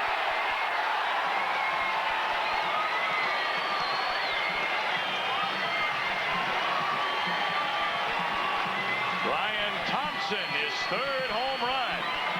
And the Mets have widened the margin now to 5-2. Ryan Thompson now with 9 driven in. He got one up in the wind as Bullinger goes at him with a fastball. And this is supposed to sink. Unfortunately, the only time it sunk was over the wall as Derek May goes up to try to get it, but no such luck as it winds up in the Cub bullpen. That hurt. 2 or 3 you can scratch and claw more times than not against Saberhagen. You're talking 5, it makes it tough. The only advantage the Cubs will have is if they can get into that bullpen. Mike Maddox is a quality reliever, but after Maddox, the Mets very concerned about their middle relief. And they're not quite sure if the arm of John Franco is fully recovered yet. But before that, you have to get Saberhagen out of there. 1-2 now to Saberhagen. Mets with 3 in the 3rd. Cubs got 2 here in the 5th. But Thompson answers that with a 2-run home run in the bottom of the inning. And a 5-2 New York lead.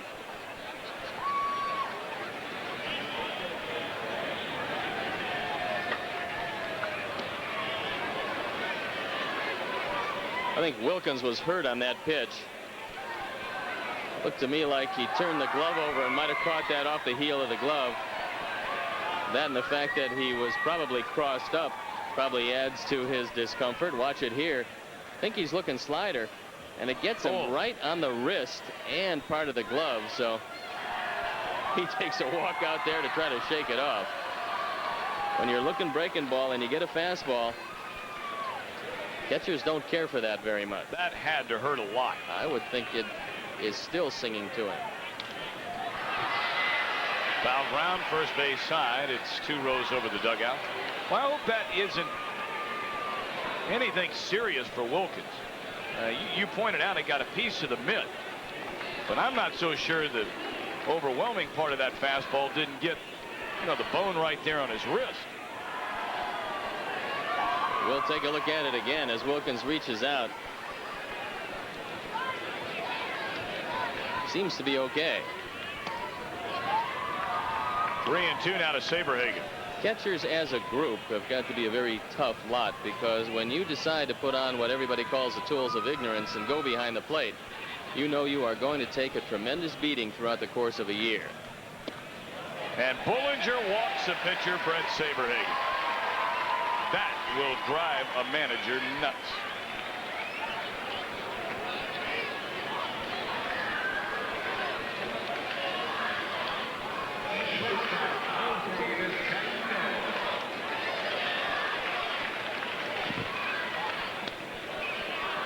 New York Yankees, after a somewhat tough series in Chicago, taking it out on the White Sox today, leading 10-3 in the 7th inning. Vizcaino, 1 of 3, robbed of his 2nd hit on a fine play by Grace to his right back in the 3rd inning. And it's ball 1. Tommy, you think the Cleveland Indians at 6-1 are going to be the beneficiaries of that brand new stadium first-year love affair that usually goes on? Yeah, well, I mean, there is certainly precedence for a team dramatically improving in the wins department. That'll end the inning. We can talk more about that when we come back into 6. Let's get a 2-run home run from Ryan Thompson in the inning. And at the end of 5, New York in front, 5-2.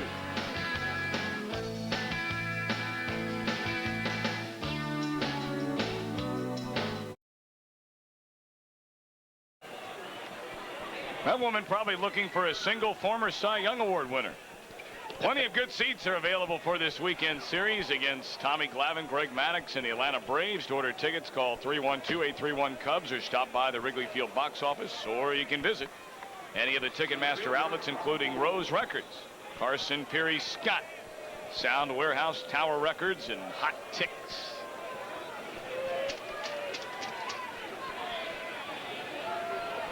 Five-2 ball game. New York in front. Tuffy Rhodes is bounced to the mound and flying to left. He looks at a fastball up. Well, what do you think about your former hometown team with a new spanking brand new stadium in downtown Cleveland, Ohio? Well, I think they've got some offense over there. Do they ever? 2-0 to Rhodes. Manny Ramirez has a bona fide shot of Rookie of the Year. Take a look at Albert Bell, Carlos Baerga, Jim Tomei, the third baseman. They've got some team. If they get any pitching at all from Dennis Martinez, from Jack Morris. There's a strike, guys. Read the comment by Jack Morris the other day. Signed to a $350,000 contract over the winter. He won his first start, and he said they've already got their money's worth. Well, Jack never sold himself short. No. Here's a 2-1. Fouled off. $350,000 a win, Tommy. Most major league pitchers would be pretty happy to do that. You win yourself 12, 14 games, make $4 million, go home, have a nice winter. I don't think they've got their money quite yet out of Jack. I think they need a few more wins before they can say that. But I think he's got an incentive-laden bonus contract. He'll make a few more bucks than that this year. Rhodes down the right field line, but hooked it foul and out of play. Still 2-2 to Tuffy. He'll be followed by Sandberg and then Mark Grace. Saberhagen has done a number on that trio today, a collective 0 for 6. Rhodes, Sandberg, and Grace.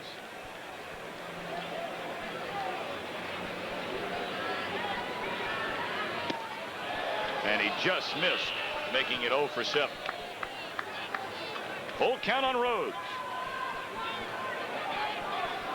Tuffy with 3 home runs in his first 3 at bats against Doc Gooden in the '94 season. He's batted in 4. And now the payoff pitch. Fouled out of play. You'd like to see this kind of an at-bat from your leadoff hitter. Want to see him make the pitcher work. You certainly would like to see Saberhagen starting to tire somewhat. We're in the 6th inning. And you want to get into that Met bullpen. So a good at-bat by Rhodes, and let's see if he can finish it off. Into left center field. McReynolds racing in the alley and flags it down. 1 away.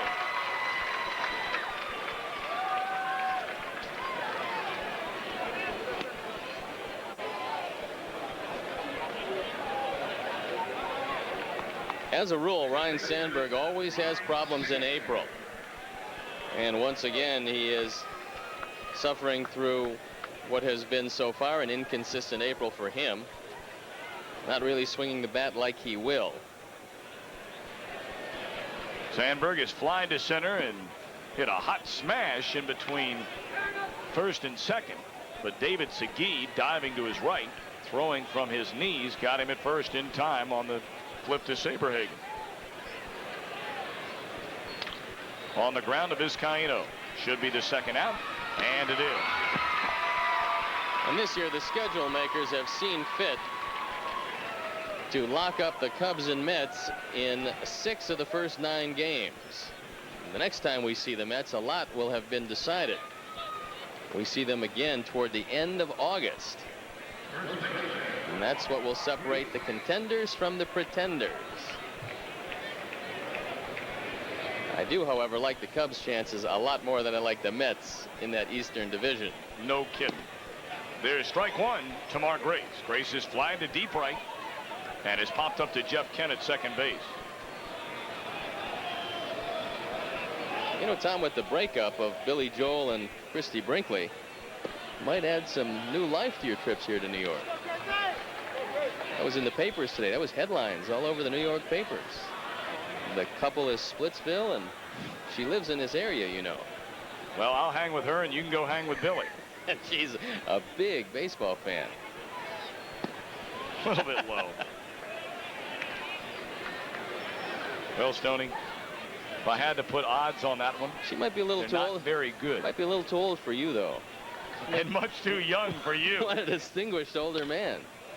Hit down the left field line, and it's slicing out of play. Of course, she's probably gotten to know the name Arnie Harris so well that might be the first in name of which she would inquire.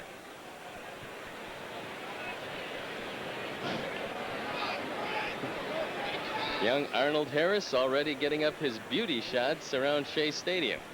Here's a 2-2, and Grace drills it to deep right field. Burnett gets turned around. It's off the wall. Grace on his way to second base with a 2-out double. That is the first extra base hit of the season for Mark Grace. And the Cubs certainly have to have Mark Grace swinging the bat. Jeremy Burnett does not go at this ball very well.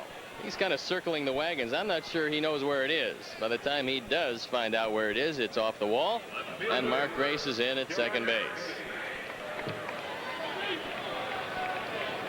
Cubs are down 5-2 here in the 6th inning. 2 out, 1 on. Dallas Green's team trying to stay above the 500 mark. They come in at 4-3. Cubs are trying to get to 500 for the 3rd time this season.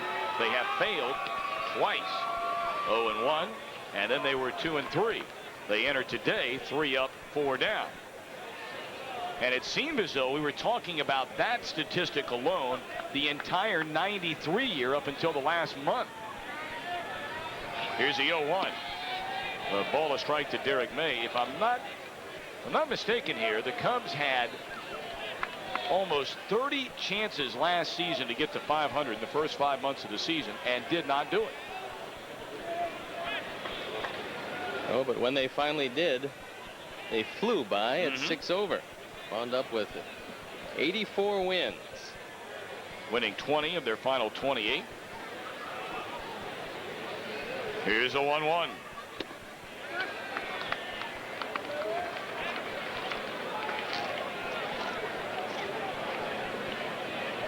Notice Harry's been standing up a great deal and broadcasting the games these days. I guess his back's still bothering him.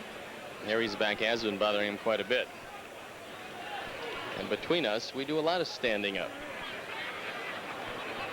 2-1 to May, and it's hammered foul down the first base line. That would have gotten the Cubs one more. And big John McSherry down the line, able to get out of the way of that vicious line drive.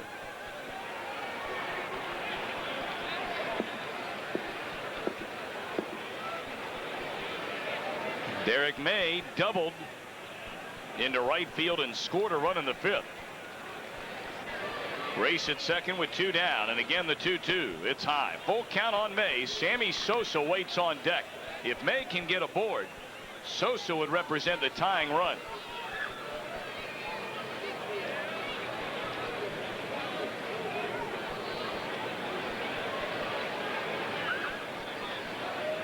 Three and 2 to Derek May.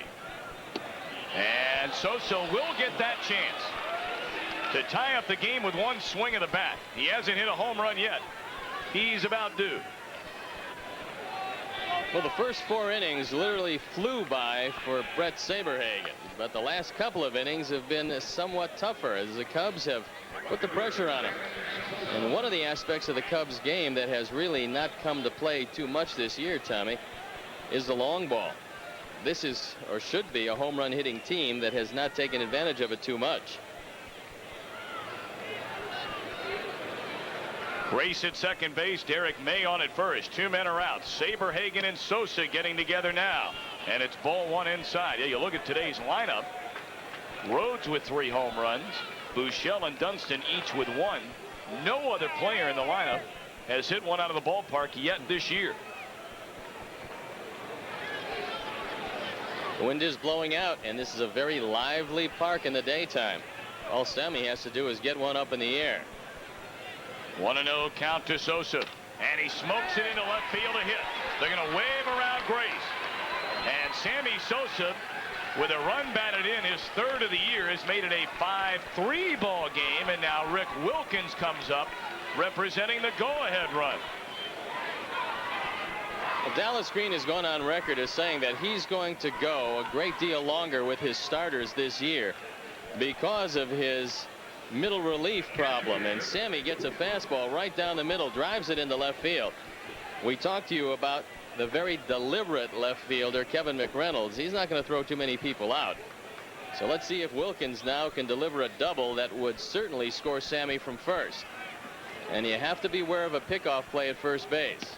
Mike Maddox beginning to get loose in the bullpen. There's a breaking ball strike to Wilkins, who has struck out and delivered a sac fly, run batted in the fifth. Now, we haven't seen a lot of Stinnett behind the plate, but a lot of catchers in this situation with a left-hand hitter up love to go behind him and fire to first. And Jose Martinez, it's his job to keep a close look at David Segui and alert Sosa in case he is breaking behind him. 2 on, 2 down. 5-3 New York lead, and Wilkins waves through the off-speed pitch. He's down a couple of strikes to Saberhagen.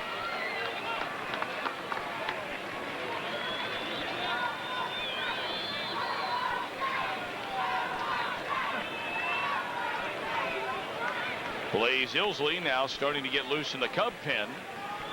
Bullinger pitched 1 inning in relief of Trachsel and allowed a 2-run home run to Ryan Thompson. May at second, Sammy at first. The 0-2 got him swinging to end the inning. Cubs get 1 back, 2 hits, leave 2 aboard. We head for the bottom of the 6th. Mets 5, Cubs 3.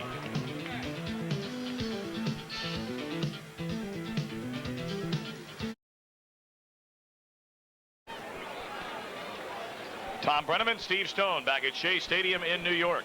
A 5-3 Met lead. Jim Bullinger still on the mound. He'll face Fernando Vina, Kevin McReynolds, and then Jeremy Burnitz. This one going to drop fair inside the line. Vina on his way to second, and he'll stop with a 2-base hit.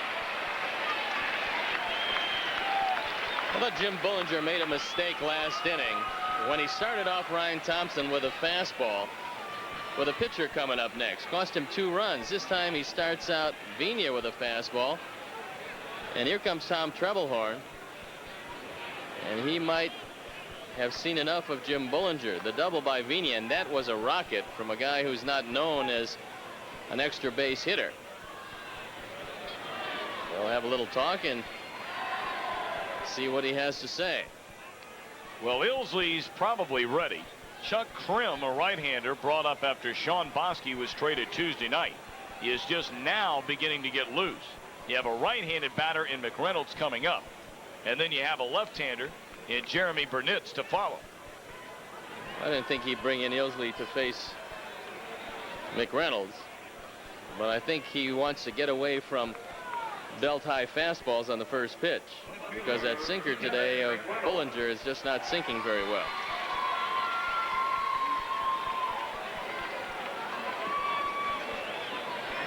McReynolds 2 of 3.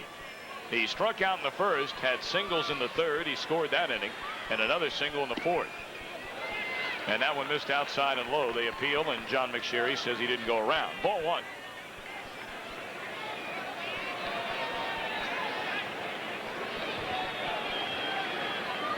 Vina leadoff double to begin the last of the 6th. 1-1.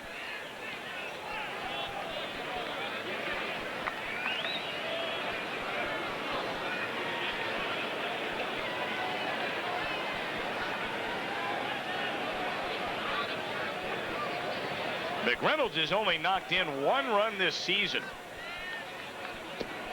That was a knee buckler there. Good curveball by Bullinger. Now McReynolds should be trying to hit the ball to the right side. So far he has made no attempt to even think about that.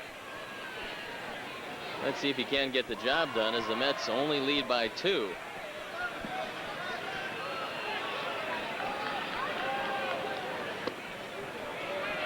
And it's not like Bullinger's not giving him a chance to go the other way, because everything has been a breaking ball down and away from a right-handed hitter.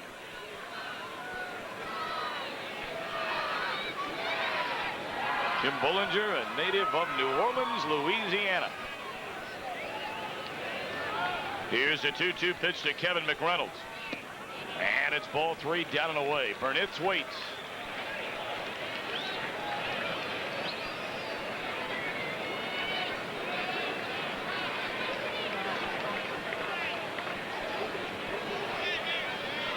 And this will more than likely be the final batter either way that Jim Bullinger will face. Here's a 3-2 pitch, and now he'll back off the rubber. Bully's worked an inning plus, allowed 3 hits, 2 runs. He's walked a batter, fanned none. The payoff to McReynolds. Foul away. Outfield straight away and fairly deep. What do you throw McReynolds here, Stoney? He's just about seen everything in the Bullinger bag. With first base open, Tom, I have to go with another curveball low and away. Bully's fastball, I don't know if it's good enough to get inside, but I think they're going in there.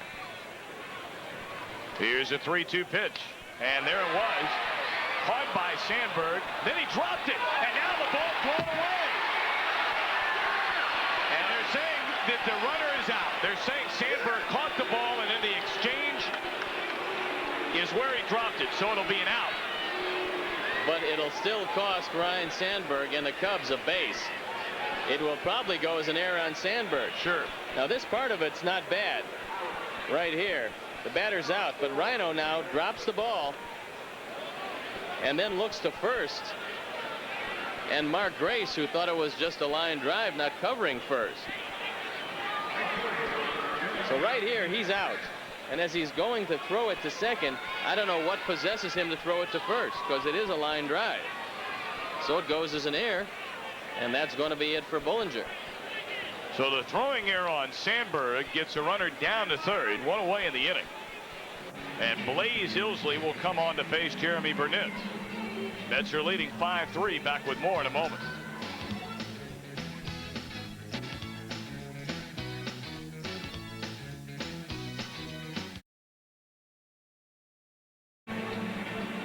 Take a look. Mets with a runner at third, 1 man out here in the last of the 6th. New York a 5-3 lead. And here's left-hander Blaze Ilsley. Ilsley comes into this one for the 4th time, the ERA at 12. 3 innings, 8 hits, and 4 earned runs, and 4 walks. So this becomes a very big outing for Blaze Ilsley. And apparently Dallas Green going to go to his bench. Jeremy Burnett is 0 for 3 with an RBI and a run scored, but he struck out twice. And so Dallas going to send up John Cangelosi. Cangelosi is a pretty good switch hitter, and usually he takes some pitches. Unlike most pinch hitters who like to come off the bench swinging. Because of his stature, Cangelosi always had a good on-base percentage as a pinch hitter because he would draw a lot of walks, and he's a switch hitter turning around to hit right-handed against Blaze Ilsley. He's got Fernando Vina at third base in what is an all-important run as far as the Cubs are concerned. Cangelosi, a little guy, and well, he beat out one of our favorite guys in baseball, Doug DeCenzo, former Cub, to make this New York Met ball club.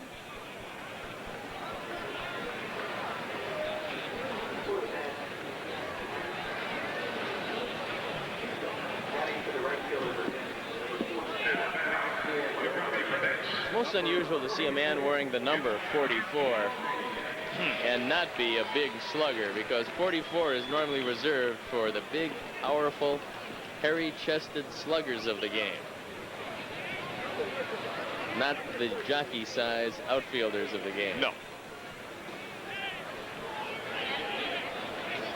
Cubs infield drawn in with Vina at third and 1 out. There you get a look. Buechele, Dunston, and Sandberg and Grace on the right side.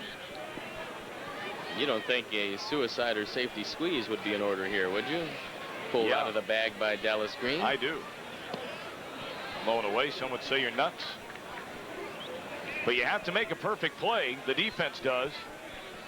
And Vina runs very well at third base. Mike Cubbage, a New York third base coach. And Vic Frank Howard back in the National League over at first.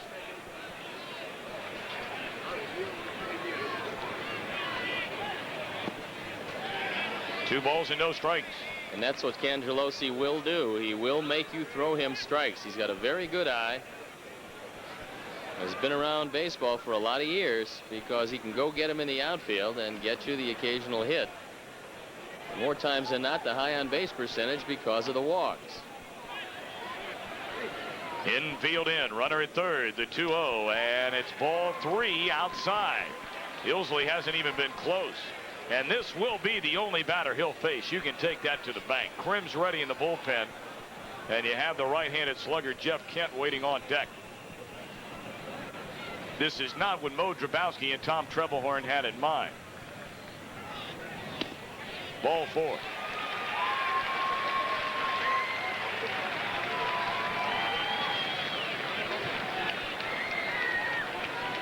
Are they leaving Ilsley in the game to face Kent? Well, I think so. And I think that if you remember the Montreal series, Blaze came in to face Marquise Grissom. That one didn't work out particularly well. Hopefully this one will work out a little better as Grissom rifled the ball into left field. And there's Chuck Krim getting up. You would think to face the right-hander, but it's not the case. So Ilsley now looking for the double play ground ball off the bat of Jeff Kent. Kent waiting and bounces one foul down the third base line. Kent, a quiet day today. He's lined to third on a great play made by that man, Steve Buechele, back in the second inning. He struck out in the third inning and flied to center against Bollinger in the fifth.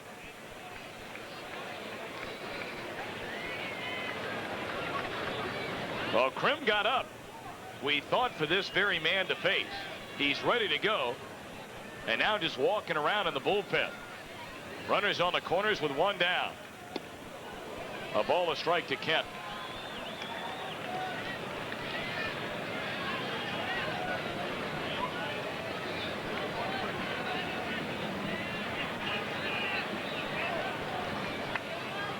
Runner is Vigna at third, Cangellosi over at first. And a long drive way back into left field. Forget about it. Tom Trebelhorn leaving in the left-hander to face the most dangerous New York batter in the lineup, a right-handed batter. And he hits a 3-run home run. You tell me.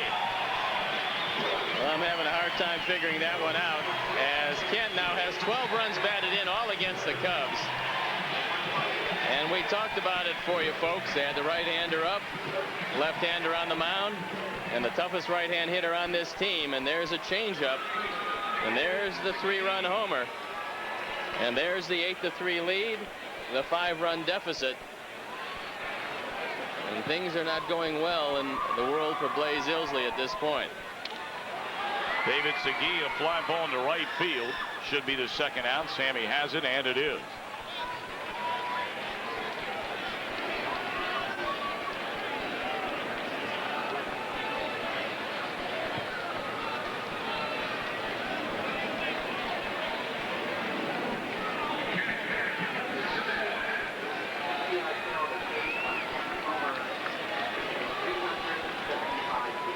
I think the saddest man when this game will end will be Jeff Kent, hating to see the Cubs go till the end of August. He might make the Hall of Fame if the Cubs stayed around a little longer. Well, Kent had 21 home runs last season. So basically, you know what you're getting when you face a guy. And now he already has 3 this season. A little dribbler out in front of the plate. Ilsley has it. Throws out Stinnett, and that'll end the inning, but the damage already done. A 3-run bomb by Kent. Harry back in the 7th at the end of 6, 8-3 New York.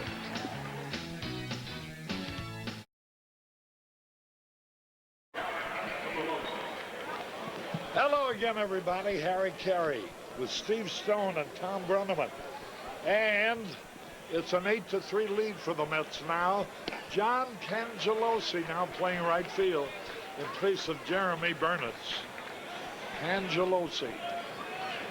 Here's Buechele leading it off. And Saberhagen's curveball in there. 0-2 the count. 8-3 in favor of the Mets. And Jeff Kent again, another 3-run homer. There's a high fly ball. Cangellosi shading his eyes, makes the cut. Let's pause here for station identification. This is America's #1 sports station, WGN TV, Chicago.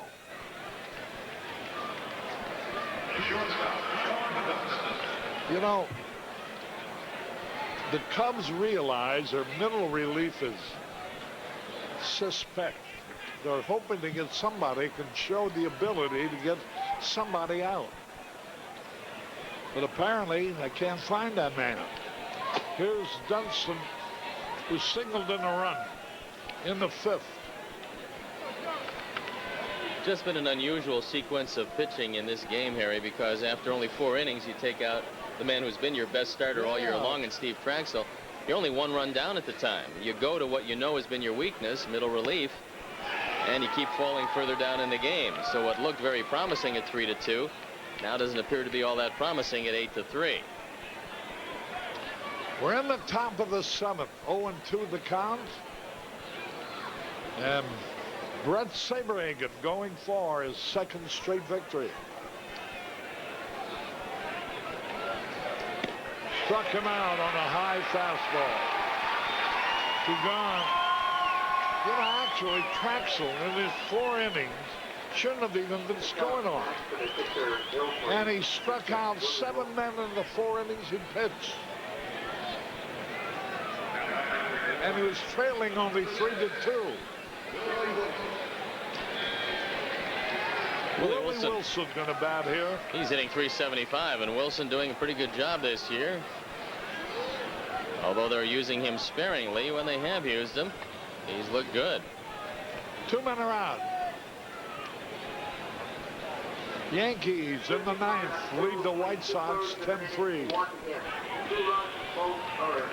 1 walk, no strikeouts, 1 home run. Bills lead 2/3 of an inning, 1 hit, 2 runs, both earned, 1 walk, no strikeouts, 1 home Maddox run. continues to throw in the bullpen for the Mets. And Chuck Krim will come into the game for the Cubs. Now that it's 8-3, there's not much for him to do. The ball game in the top of the 7th.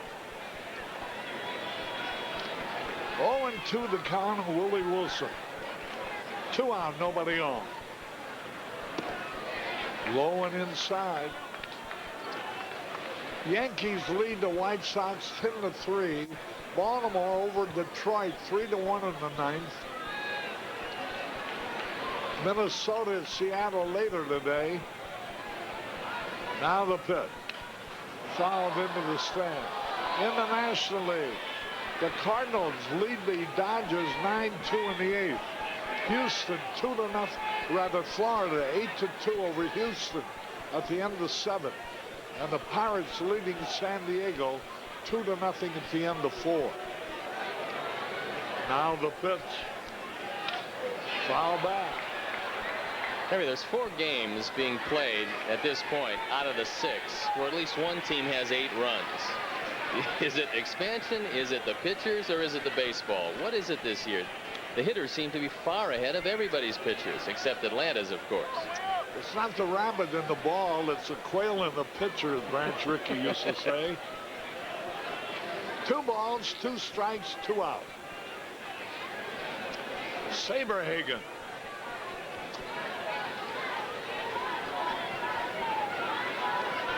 Pitching to Willie Wilson in the top of the 7th. Fastball inside. I will say that Saberhagen seems to have lost a lot off his fastball over the early inning. But he still has a comfortable lead. Fouls it out of play.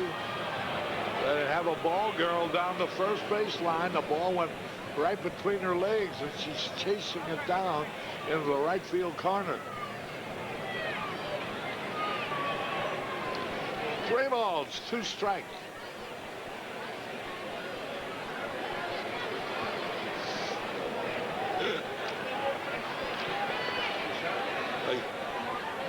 There's a high pop fly.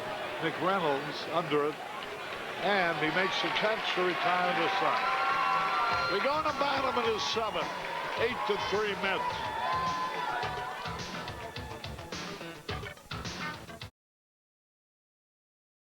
Chuck Krim in the ball game.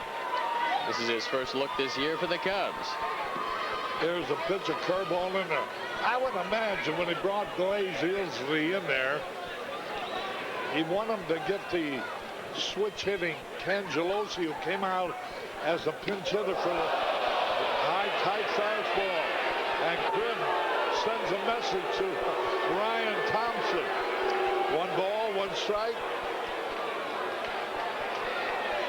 They shouldn't do it to Thompson. They should have done it to Jeff Kent. Well, Thompson had a 2-run homer of his own back in the 5th inning off Jim Bullinger. Now the pitch. But Harry, I agree, and I know what Chuck Krim is thinking about. He's a major league veteran. He's pitched with California and Milwaukee. He's basically a curveball pitcher.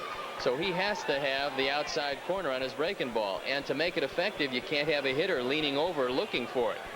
So you have to push him back off the plate. There's nothing wrong with that. Hitters a little sensitive these days about anything inside, and they're standing right on the plate. There's a base hit, a hanging curveball. And Thompson greets Krim with a single to left.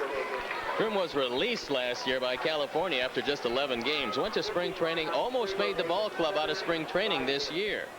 But he was sent down, and when Sean Bosky was traded to Philadelphia, Chuck Krim had a spot. And that's his spring, and it was a decent spring for him.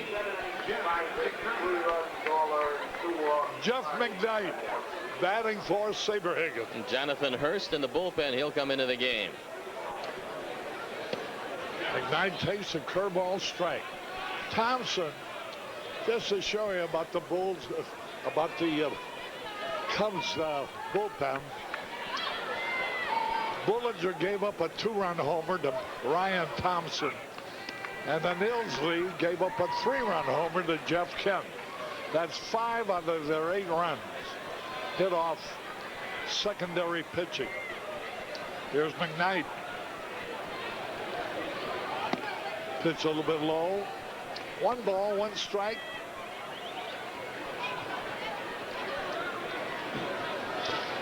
Jeff McKnight's dad played professional baseball. Jim McKnight from Bee Branch, Arkansas.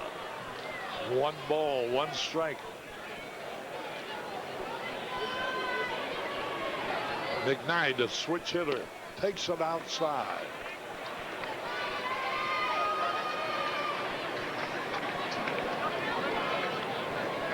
The Yankees and the White Sox are in the 9th inning.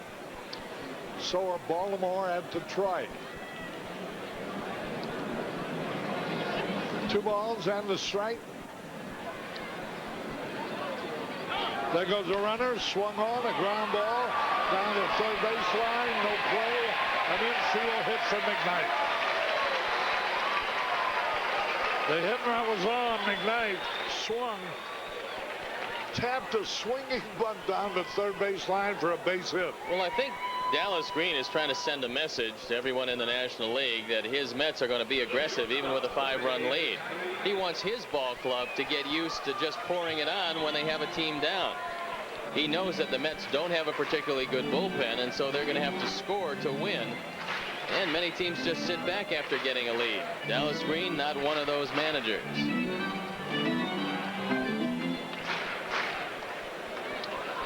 Well, Wilkins goes out to talk to Krim. You know, what bothers me, Steve, the secondary pitching is so weak.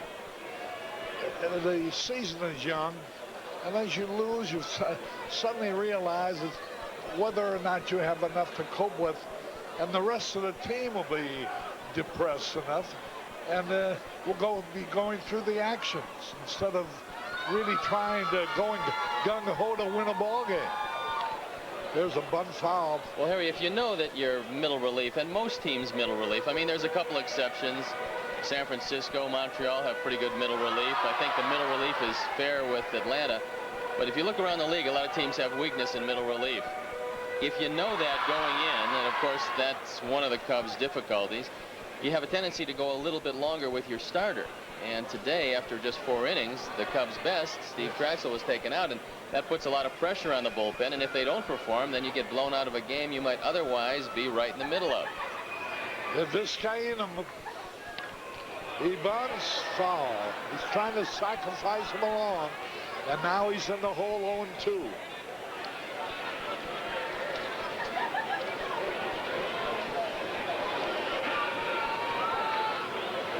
Well, I don't know whether the late Connie Mack, his evaluation that pitching was 80% of the game.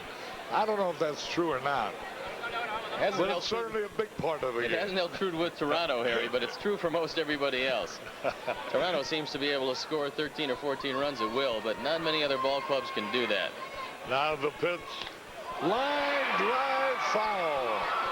Vizcaino,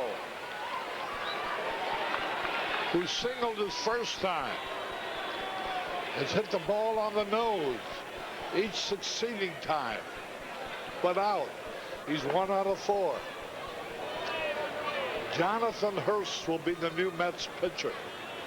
Cubs trail by 5.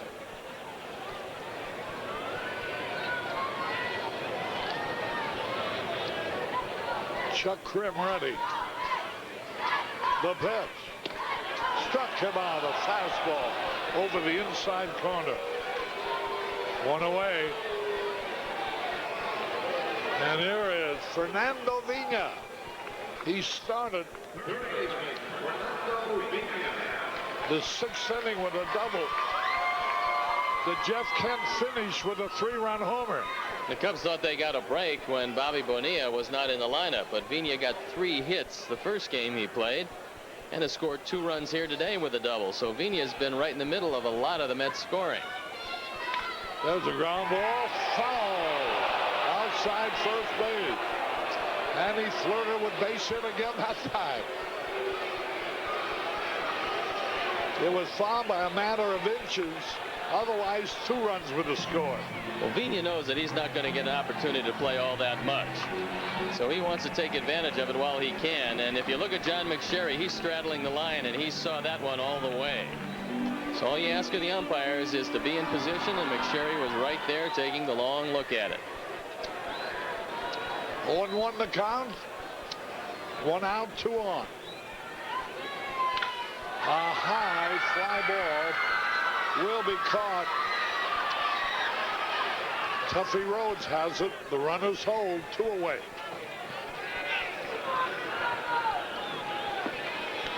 And here is Kevin McReynolds. He's had a couple of hits. 2 out of 4.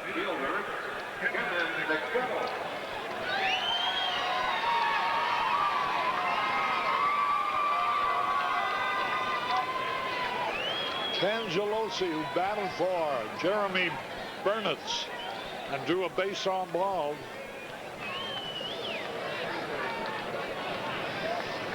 Setting up the stage for Jeff Kent's long home run over the left field wall. 8-3 in favor of the Mets. Boy, the Cubs have fought back to 5-3. Actually, they were behind 3-0. Then they got to within 1, 3-2 in the 5th. Then Ryan Thompson hits the 2-run homer on Bullinger. That made it 5-2. The Cubs made another one in the 6th to pull to within 2 runs, 5-3. Then the 3-run homer by Kemp put it in its present, 8-3. 3 balls, no strike. John Cangelosi is next. And he'll bat left-handed this time. 3-0 pitch. Strike called on McReynolds. Final score, the Yankees have beaten the White Sox 10-3. And Baltimore defeated Detroit 3-1.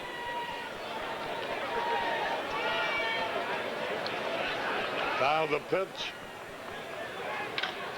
High fly ball, center field. Tuffy's there and makes the catch. to retire the side. So, no runners, 2 hits, 2 men left. At the end of 7, 8-3 in favor of the Mets.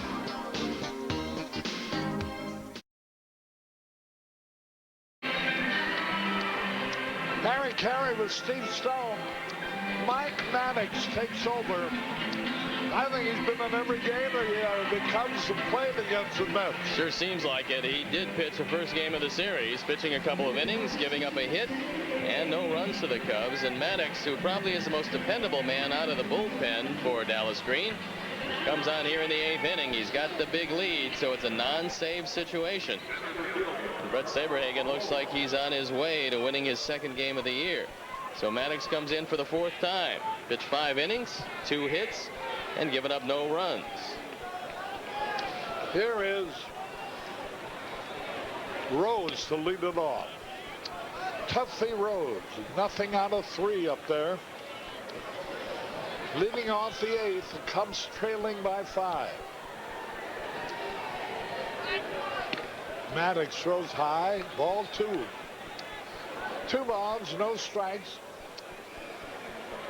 The Yankees salvaged the final game of the series after the White Sox had won the first 2, defeating Chicago 10-3 in Chicago today.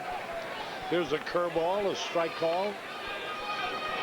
And Baltimore is down Detroit 3-1. Minnesota and Oakland just getting underway, no score at the end of 1.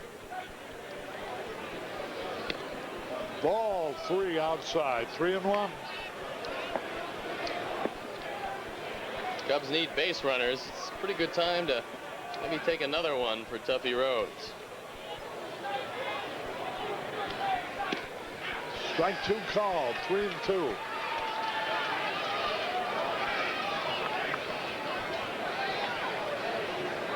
Sandberg will be next.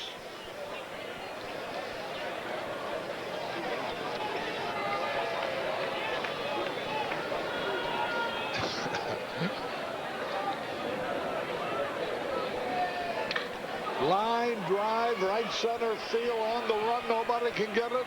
Rolling around out there, and there goes Tuffy Rhodes to second base with a well-hit double to right center. And that's an example of working the count, so you finally get a hittable fastball. Tuffy Rhodes took 5 pitches, made Maddox come to him, and he came to him with a fastball right down the middle, drilling it over the head of Ryan Thompson. Well hit ball. Almost left the ballpark, one hopping the 396 mark, and he's aboard.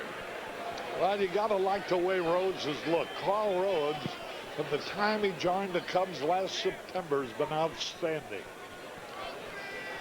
There's Sandberg taking a curveball inside.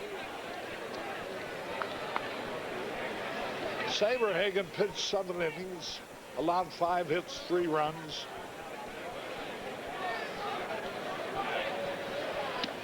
Good fastball in there. Sandberg hitless so far. Grace will be next. He doubled and scored in the 6th. 1 ball, 2 strikes. Mike Maddox, the older brother of Greg Maddox, who pitches tonight for Atlanta. Maddox has been around. He's with San Diego, Philadelphia, but seems to have found a home here in the New York bullpen. Now the pitch, here it is. Base hit, left field. Here's Rhodes around third, racing for the plate without a play. And Sandberg gets a run batted in, his 2nd of the season. A couple more base hits, and the Cubs could make this one pretty interesting. Don't forget, there is nobody like Brian Harvey in the Mets bullpen. So 2 runs batted in now for Sandberg as he gets a high fastball down the middle, drives it in the left field. The Cubs have a 4-run deficit. 4 score. And here is Mark Grace.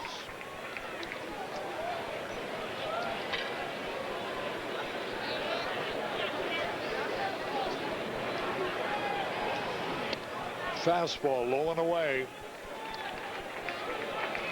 San Diego and Pittsburgh, they're tied up 2-2 now at the end of 5. That evens it up, a ball and a strike.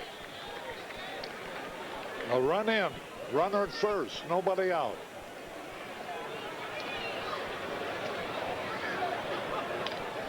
Swings and he fouls it back. He was fooled on that pitch.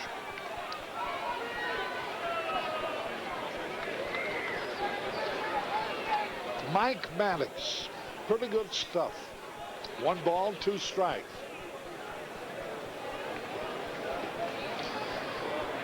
Here's Guzman.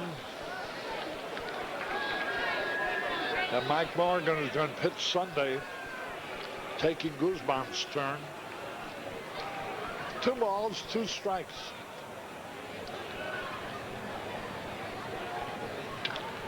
Pulls it foul, look out into the stand.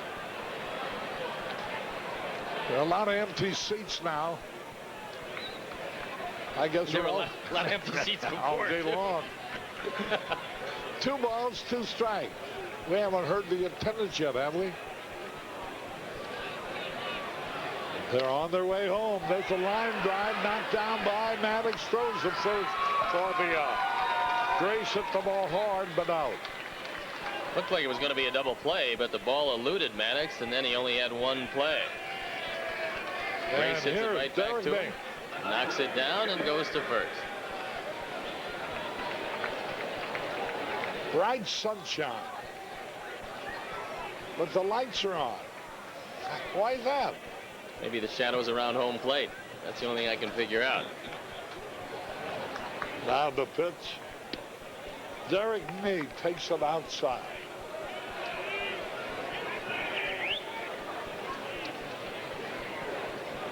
Minnesota and Oakland, no score at the end of 2.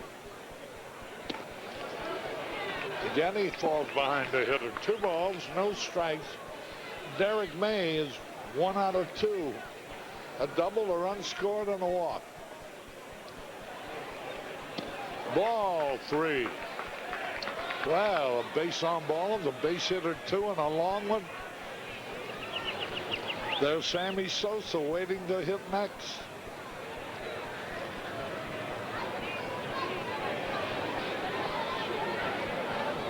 The pitch. Ball 4, and here's Sammy. May's been on base 3 times. There's Jonathan Hurst, as Mike Maddox doesn't seem to have much today, and Hurst is getting ready in a hurry. And this could turn out to be a pretty interesting inning. Remember, the Cubs still have Glenn Allen Hill, and that's going to be it for Maddox. Jonathan Hurst is coming in the game. All right, a new pitch will be coming in. Jonathan Hurst will tell you more about him following this message.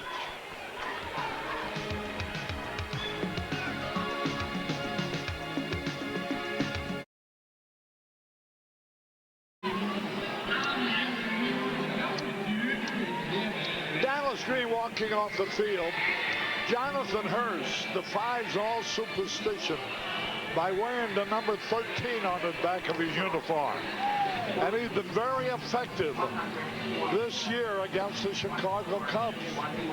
Jonathan Hurst, a 1.80 ERA on for the 4th time. They saw him the first game of the series. He went 2 innings, fanned 1 through 2 perfect innings against him, and he inherits base runners at first and second. And our New York crew would like to pass along best wishes to a couple of Cub fans looking on in Elmhurst, Illinois, Rick and Evelyn Powell. 14,147 paid today. Swing crowd on a beautiful day.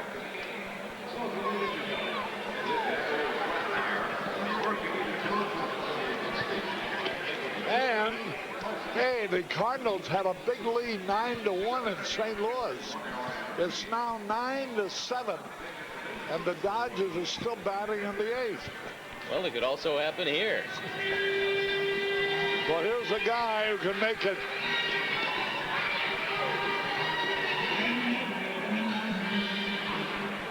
Eight to 7 in a hurry with 1 swing. Runners are on at first and second. 1 out. Sosa, who drove in a run in the 6th. He's had 2 out of 2 today.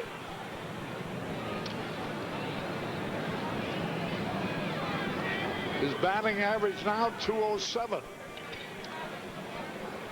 Runners at first and second. Jonathan Hurst. And the pitch. Strike call, a fastball.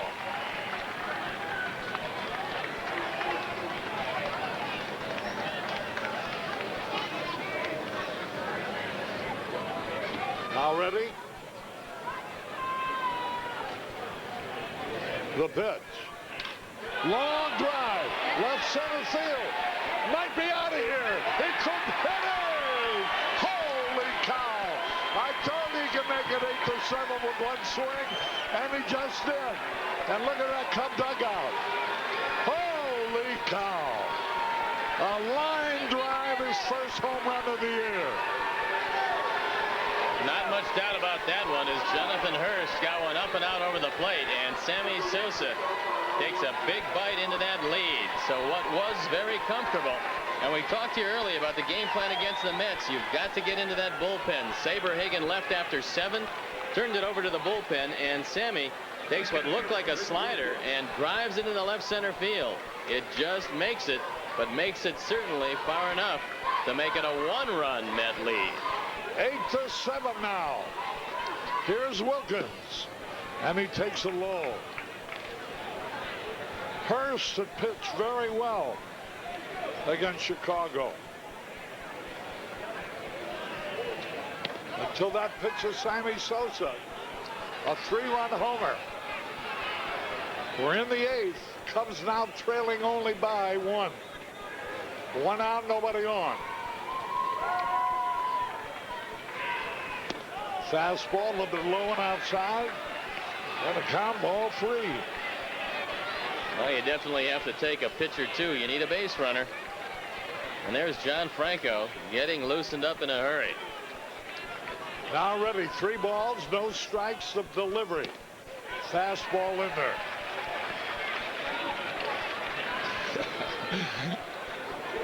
They didn't need that big bat, young man. 3 balls and the strike. 1 out. Whoop. Almost hit him in the foot. Ball 4. And the tying run is on. Only 1 out. Dallas Green getting a little nervous as he takes a look over both who the Cubs have left. And he knows they've got Glenn Allen Hill left if he does bring in John Franco. You said about the plan is to get to the Cubs, to the Mets bullpen. How about the Cubs bullpen? Same plan, an easy plan. Here now is Buechele. Oh, he's capable of hitting that long one. Here's a fastball, curveball rather outside. 1 ball, no strike. I think the big difference in the bullpens, Harry, is that the Cubs have Randy Myers at the end, and the Mets don't have anybody close to that. And the way Dan Plesac and Jose Bautista have thrown this year, you would have to give the Cubs a great edge over the Mets in the bullpen department. Now, those are setup and closers. Where the problem comes is in the middle. The Mets don't have the middle, the setup, and the closer is flip a coin with John Franco coming back from injuries.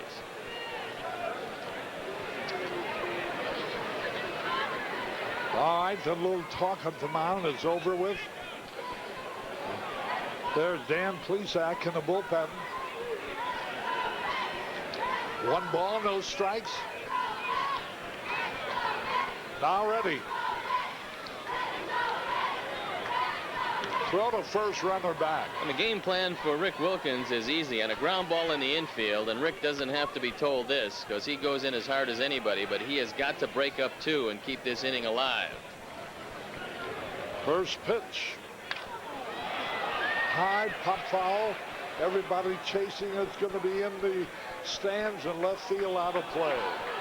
1 ball, 1 strike, 1 out, 1 on. And the Cubs are trailing 8-7. The Cubs trail 3-0. They got 2 in the 5th. They trail only by 1 run. And they took out their starting pitcher of Fan 7 in 4 innings. Bullinger allowed a 2-run homer to Ryan Thompson. That made it 5-2. The Cubs came back with 1 in the 6th. Made it 5-3. And then a 3-run homer was hit on Blaze Isley. And they led 8-3. But now a 3-run homer by Sammy Sosa and it's an 8-7 ball game. There's a drive. Way back. It might be. It could be. It is. Holy cow. The Cubs have taken the lead. Look at the dugout. Look at the dugout. Wow. What did I say? One guy also could hit that long one, and he did. And it's a 9-8 lead for Chicago. And the Cubs got in the bullpen, and the bullpen came in to put a little gasoline on the fire. Steve Buechele with home run number 2. He's driven in 8 this year, and what an inning it's been for the Cubs. A 3-run blast, a 2-run blast, an RBI by Sandberg, and the Cubs have retaken the lead. They lead 9-8. And you know who started it all? Tuffy Rhodes with a leadoff double. Sandberg singled him home. Grace hit the ball hard. Mannix knocked it down and threw him out. Then Sammy Sosa, a 3-run homer. A walk to Wilkin. Steve Buechele, a 2-run homer. And the Cubs lead just like that with a 6-run explosion, 9-8. We've told you all road trip that there's nothing wrong with this offense. Here's a pitch swung hard by Dunston. And the Cubs show it to you again here this inning. Well, I tell you, we got 2 left-handers. One's already working, Plesac, and then we have Randy Myers. That's the best we got out of the bullpen, and it's going to come down to them. 1 ball, 1 strike. Here's a pitch. High foul ball, back out of play.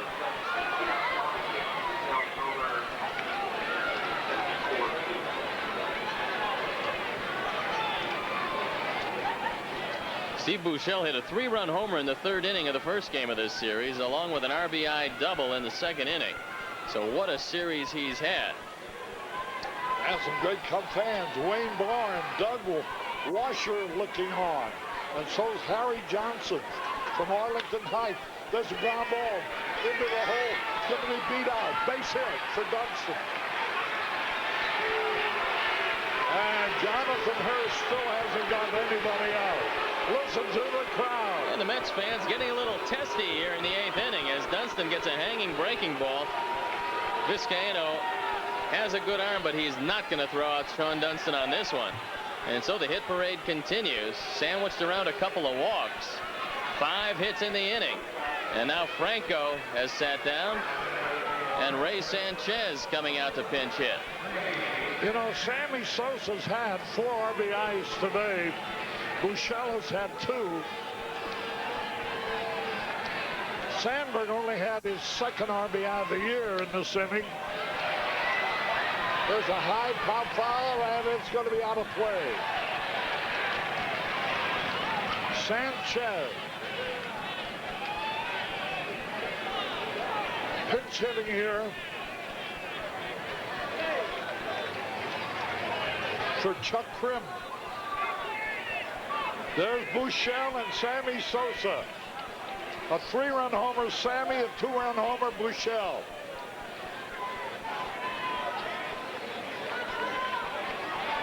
Throw to first. And Rhodes will hit for the 2nd time in this inning. He started it all with a double to right center over Ryan Thompson's head. Well hit ball. Now ready. Runner back. Sean Dunston, capable of stealing 2nd, you know. Sean edging away. The pitch. Whoa!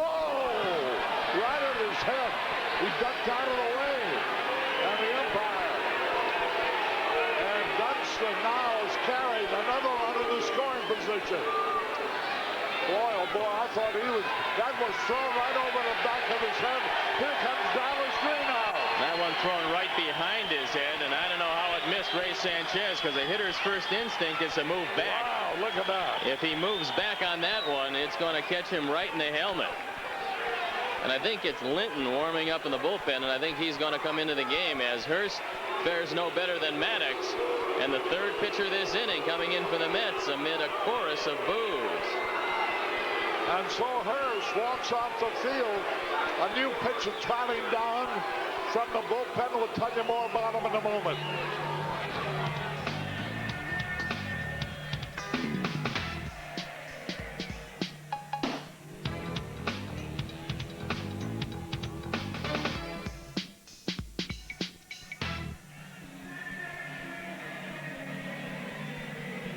He was with Toronto, wasn't he?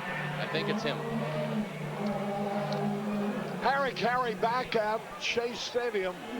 Linton will be the new pitcher. He was with, I think he got a ring today.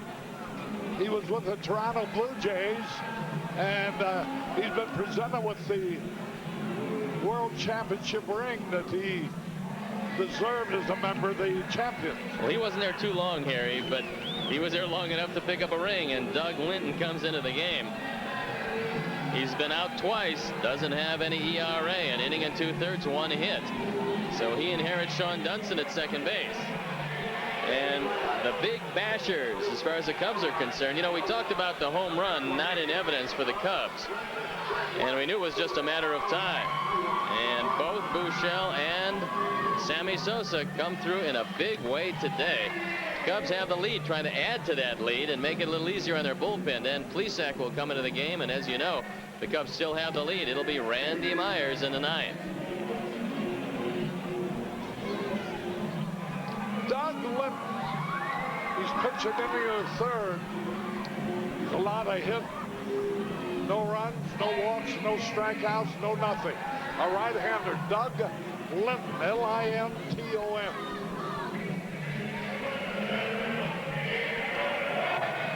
Boy, oh boy, a 6-run, 8th inning for the Cubs. Carl Rhodes opened it up with a double. Scored on Sandberg's single to left. Sandberg advanced to second on Grace's smash to the pitcher. Maddox throwing Grace out. Then May walked. That was all for Maddox. Jonathan Hurstick came in, and Sammy Sosa homered over the left center field wall for 3 runs. Then Wilkins walked, and Steve Buechele homered over the left field wall. And now Dunston is on at second base with only 1 out. And this could make a winner out of Chuck Krim. Just called back to the major leagues. He pitched the 8th inning, or the 7th inning, and he might be in line for his first win. And there's a look at him. Now the pitch. Curveball low and away. 2 balls and the strike. Boy, every run counts now. The Cubs lead 9-8. First time all day they've been out in front. Now ready. And the pitch. Swung, and he missed the breaking ball. 2 balls, 2 strikes.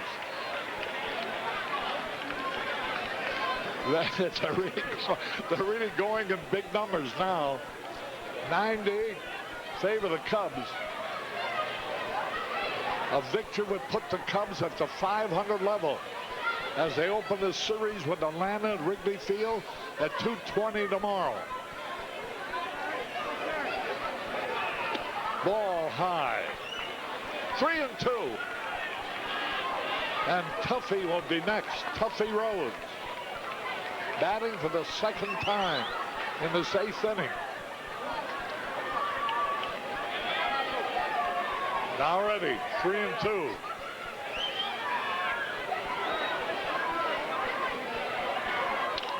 High fly ball. Short center field is going to be caught. And Ryan Thompson. That puts it up to Tuffy Rhodes, who started this inning. And he doesn't want to end it.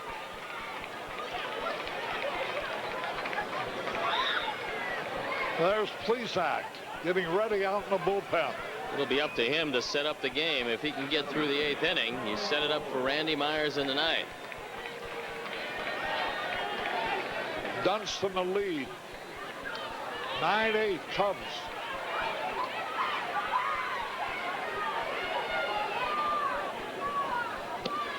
There's a curveball in there, a strike call. Doug Linton seems to have pretty good stuff. A right-hander.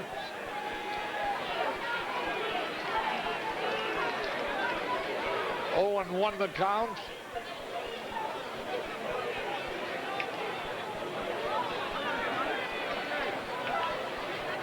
Into the dirt. That evens the count 1-1. He's got a good breaking ball. And it seems like he's been throwing it with every pitch. 1 ball, 1 strike.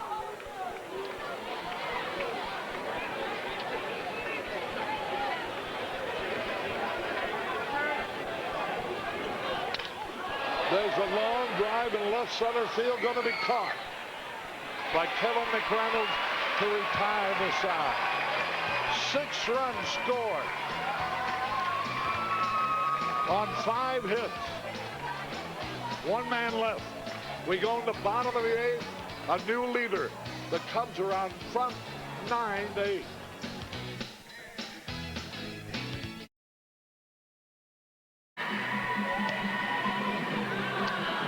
Carry back at Chase Stadium. Dan Plesac, veteran left-hander, takes over with the Cubs protecting a 1-run lead. 9-8. And Plesac has been a very busy man this year. He's on for the 6th time. That leads the staff in appearances. The record 1-0. The ERA a scant 1.29. 7 innings, 4 hits, and just 1 run. He's walked 2, and he's fanned 3. The one thing he wants to make sure of is you get the ball over to John Cangelosi, who walked in his pinch hitting appearance and stayed in the game in place of Jeremy Burnitz. Cangelosi, a switch hitter. First pitch. Strike call. 1 strike and nothing. Cangelosi walked as a pinch hitter. Batting for Jeremy Burnitz. 1 strike and nothing. Now the pitch. Strike called over the outside corner. 0-2. The Cardinals now lead the Dodgers 9-8. At one time was 9-1. Dodgers batting in the 9th. Trailing by a run.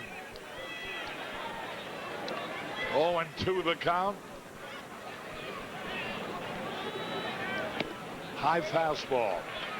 1 ball, 2 strikes.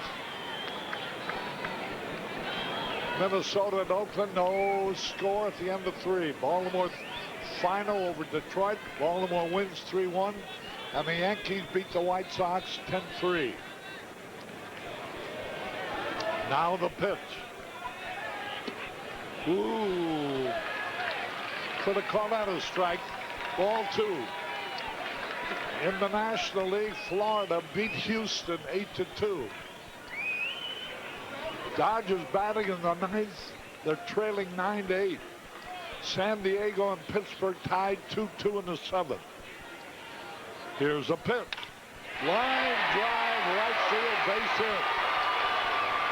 And Cangelosi singles to right.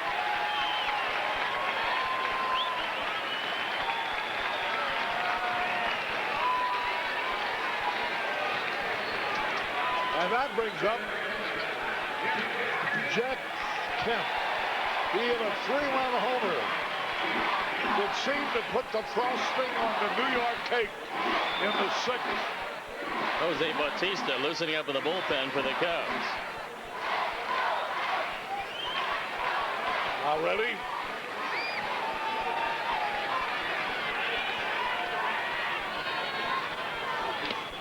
He fouls the pitch back.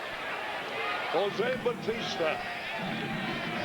Steve Buechele is playing over toward the line, and Sean Dunston is playing a little too much up the middle. There is a big gap on the left side, and Kent is a pull hitter. And take a look at Dunston playing a couple of steps toward the middle of the diamond, and he moves over a couple more steps. Plesac gets ready. Throws the first.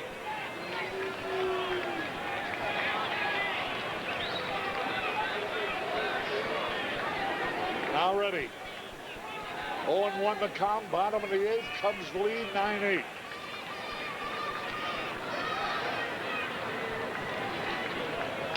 Ooh, boy, did he take a rip. You can see why this guy hits the ball so far. He has 3 homers now and 12 RBIs for the Mets.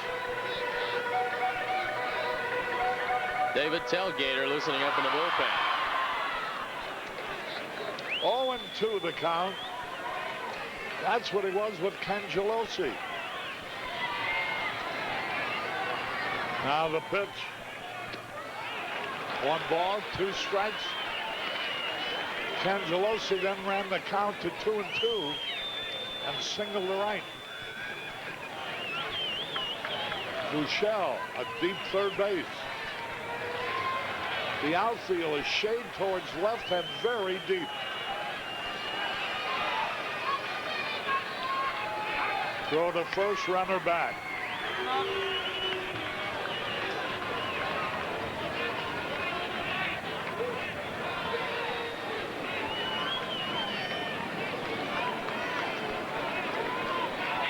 One ball, 2 strikes. Cangelosi, a very good base runner, a good base stealer too, by the way. Doesn't this guy ever hit the ball on the ground? Here it is. A high pop fly out of play into the stand. A souvenir for somebody. The only thing I'm afraid of, Harry, is that with Dunston playing him up the middle, if Plesac throws a slider, he's going to hit it to the left side. And there's a lot of room between Buechele and Dunston. So there is Sean. Now he's moved a couple of steps to his right. 1 ball, 2 strikes. Bottom of the 8th. Cubs lead by 1. They were behind 3-0. They were behind 5-2. They were behind 8-3. And now they're ahead 9-8. Pull the ball foul. Kent, for a free swinger, doesn't strike out too much. Only fan twice this year. The second time being in the 3rd inning. Trachsel got him on a low curveball. Now ready.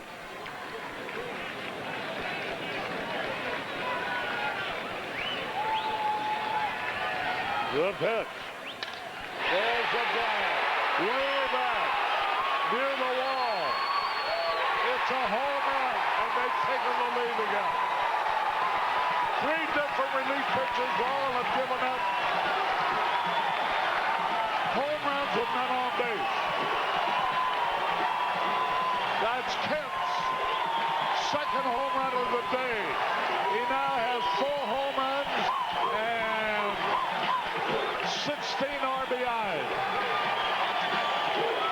14 RBIs. And all of them against the Cubs. That to the deepest part of the ballpark. It's a fastball. Kent has hit every fastball thrown to him for 2 straight series. This one down and over the plate. Tuffy Rhodes goes up. Just misses it. But misses it far enough so the Mets have the lead once again. And the next time they see Jeff Kent, they'll throw him a few more breaking pitches. 10-9 now in favor of the Mets. The Cubs have one final chance. And they will have Sandberg to lead it off.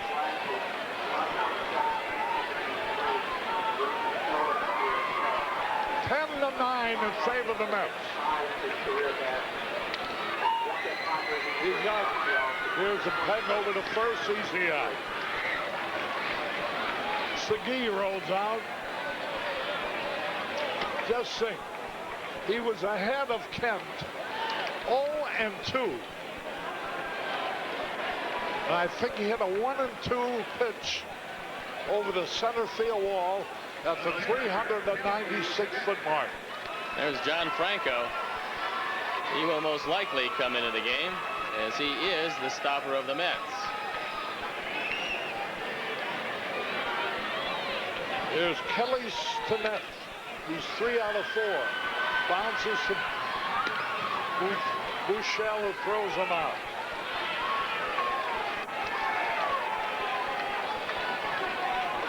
Boy, oh boy. They have hit 2-run homer by Ryan Thompson. A 3-run homer by Jeff Kemp. A 2-run homer by Jeff Kemp.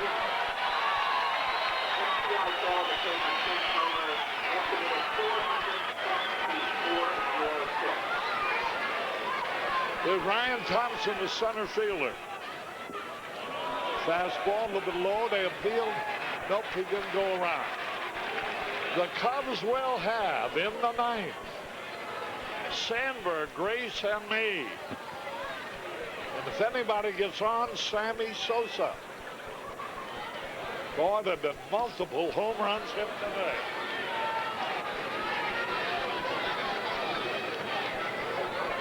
Sosa hit a 3-run homer.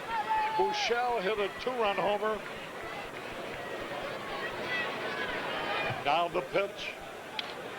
Foul ball back into the stand. And Thompson hit a 2-run homer for the Mets. Then Kemp a 3-run homer. And then Kemp again a 2-run homer here in the bottom of the 8th.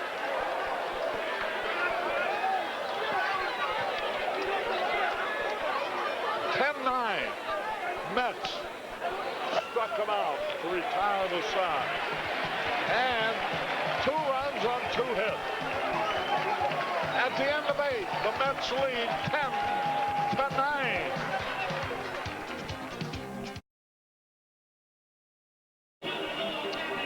Harry Carey and Steve Stone. Well, it comes down to veteran left-hander John Franco coming in to relieve for the Mets. Well, the Cubs and he's going to have to face the heart of the Cub lineup. The Cubs had pretty good luck against John Franco last year. And they saw him in the first game of the series. He went 2 innings. He gave up a run on 2 hits, and he walked 2 in that one. And the Cubs are hoping for more of the same here today. So with Todd Hundley behind the plate, John Franco comes in for his 4th appearance of the year. ERA 4.50. He doesn't have a save yet. In fact, the only save on this team belongs to Mike Maddox. So Franco, who at one time was one of the premier short relievers in the game, only to have a lot of arm problems and arm surgery. Last year, a 5.20 ERA, a 4-3 record, limited to just 10 saves in an injury-plagued year. Faces the Cubs with a 1-run lead. And here is Ryan Sandberg, who drove in the first run out of that 6-run 8th inning rally. 1 ball, no strike. It'll be Sandberg, Grace, Derek May, probably Glenn Allen Hill pinch hitting for me. That evens it up, a ball and a strike.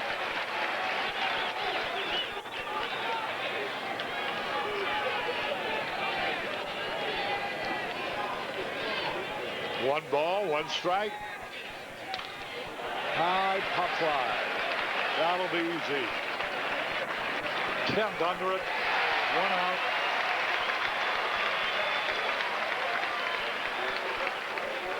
Here's Mark Grace. Facing the left-hander. It is Granilon Hill in the on-deck circle.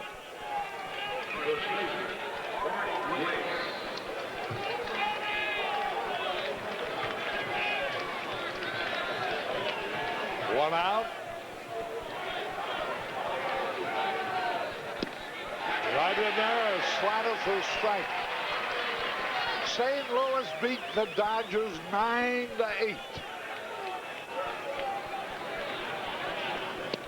Strike 2. Boy, Franco looks sharp. Doesn't look like he's playing around with the Cubs today. He's got the 1-run lead. He hasn't had many save opportunities, and so this is one for him to try to nail down. Fouled it off. 0-2 the count. 10-9 Mets lead. Jeff Kemp.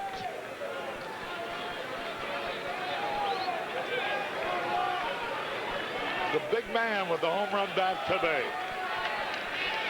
0-2 the count. Outside. 1 ball, 2 strikes. Boy, there are only about 5,000 people left, and they sure make a lot of noise. Very loud crowd, and they're pretty excited about the Mets so far, who could move to 5-3. 1 ball, 2 strikes. A high pop fly. foul territory. Nobody can reach it. Pena almost ran into that tarpaulin cylinder, but he came out of it all right. 1 ball, 2 strikes. Mark Grace breaks the bat and goes back for another one. When John Franco is right, he comes with a good sinking fastball. Here's a Buick summary. Sosa 3-run homer in the 8th inning. 4 of 10 hits against the Cubs this season are home run. And Buechele hit a 2-run homer to put the Cubs ahead momentarily in the 8th. 9-8, and then Kent again, and now it's 10-9 Mets. The pitch. Fouled it off. Seems almost unbelievable that Jeff Kent, in 5 games against the Cubs, has driven in 14 runs. How about that? You take a look at Glenn Allen Hill in the on-deck circle. And there's the man of the hour for the Mets. He fouled the backhand home run, cut of that one, as Franco got it up high, and Grace had a good stroke at it.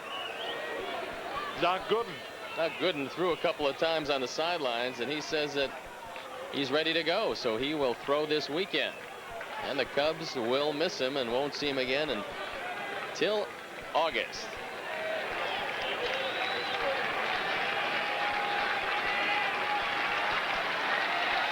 Now ready. Foul. Come on. Grace goes down swinging. You won't see that very often as Mark Grace, victim of a strikeout. That's the first time he's fanned this year. He gets a slider and just swings through it. Well, our old friend Salty Saltwell, who used to be connected with the Cubs for such a long time, is enjoying his 70th birthday today. We want to wish him a very, very happy day.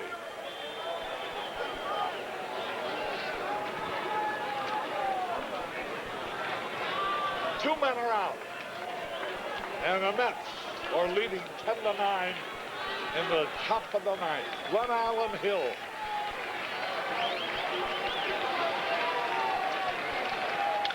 Base hit to the left field off the glove of the third baseman, Zena. And here is Sammy Sosa. Hill hit that ball hard. And now Sosa, who hit a 3-run homer earlier, comes up with a tying run at second. And Glen Allen Hill is very fast. Even a double was scored Glen Allen Hill, although the outfield is very deep in all 3 fields, but something in the gap would score Hill from first. And maybe Sammy can go back to the heroics of the 8th inning. Now ready. And the pitch, a little bit low and outside. 1 ball, no strikes, 2 out.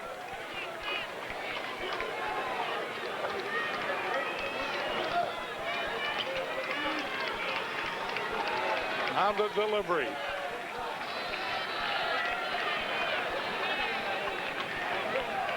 A little bit outside, ball 2. 2 balls, no strikes.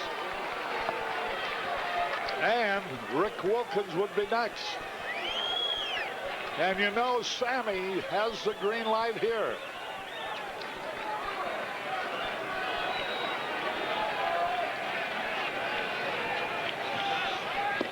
Long in the middle. He swung at a bad ball. He swung at a fastball shoe high, about 6 inches outside. So even though you have the green light, this is not the pitch you're going to hit out of the ballpark. That's ball 3, and you put the tying run on second base. Now ready, 2 balls and a strike.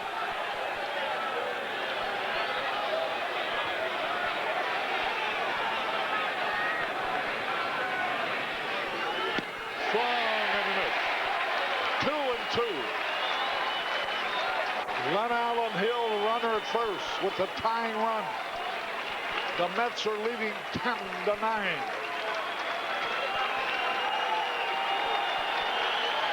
Now ready.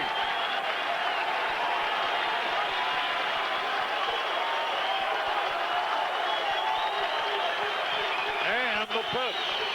Second off the Mets. The Mets have won this ball game 10-9. We'll be back in a moment.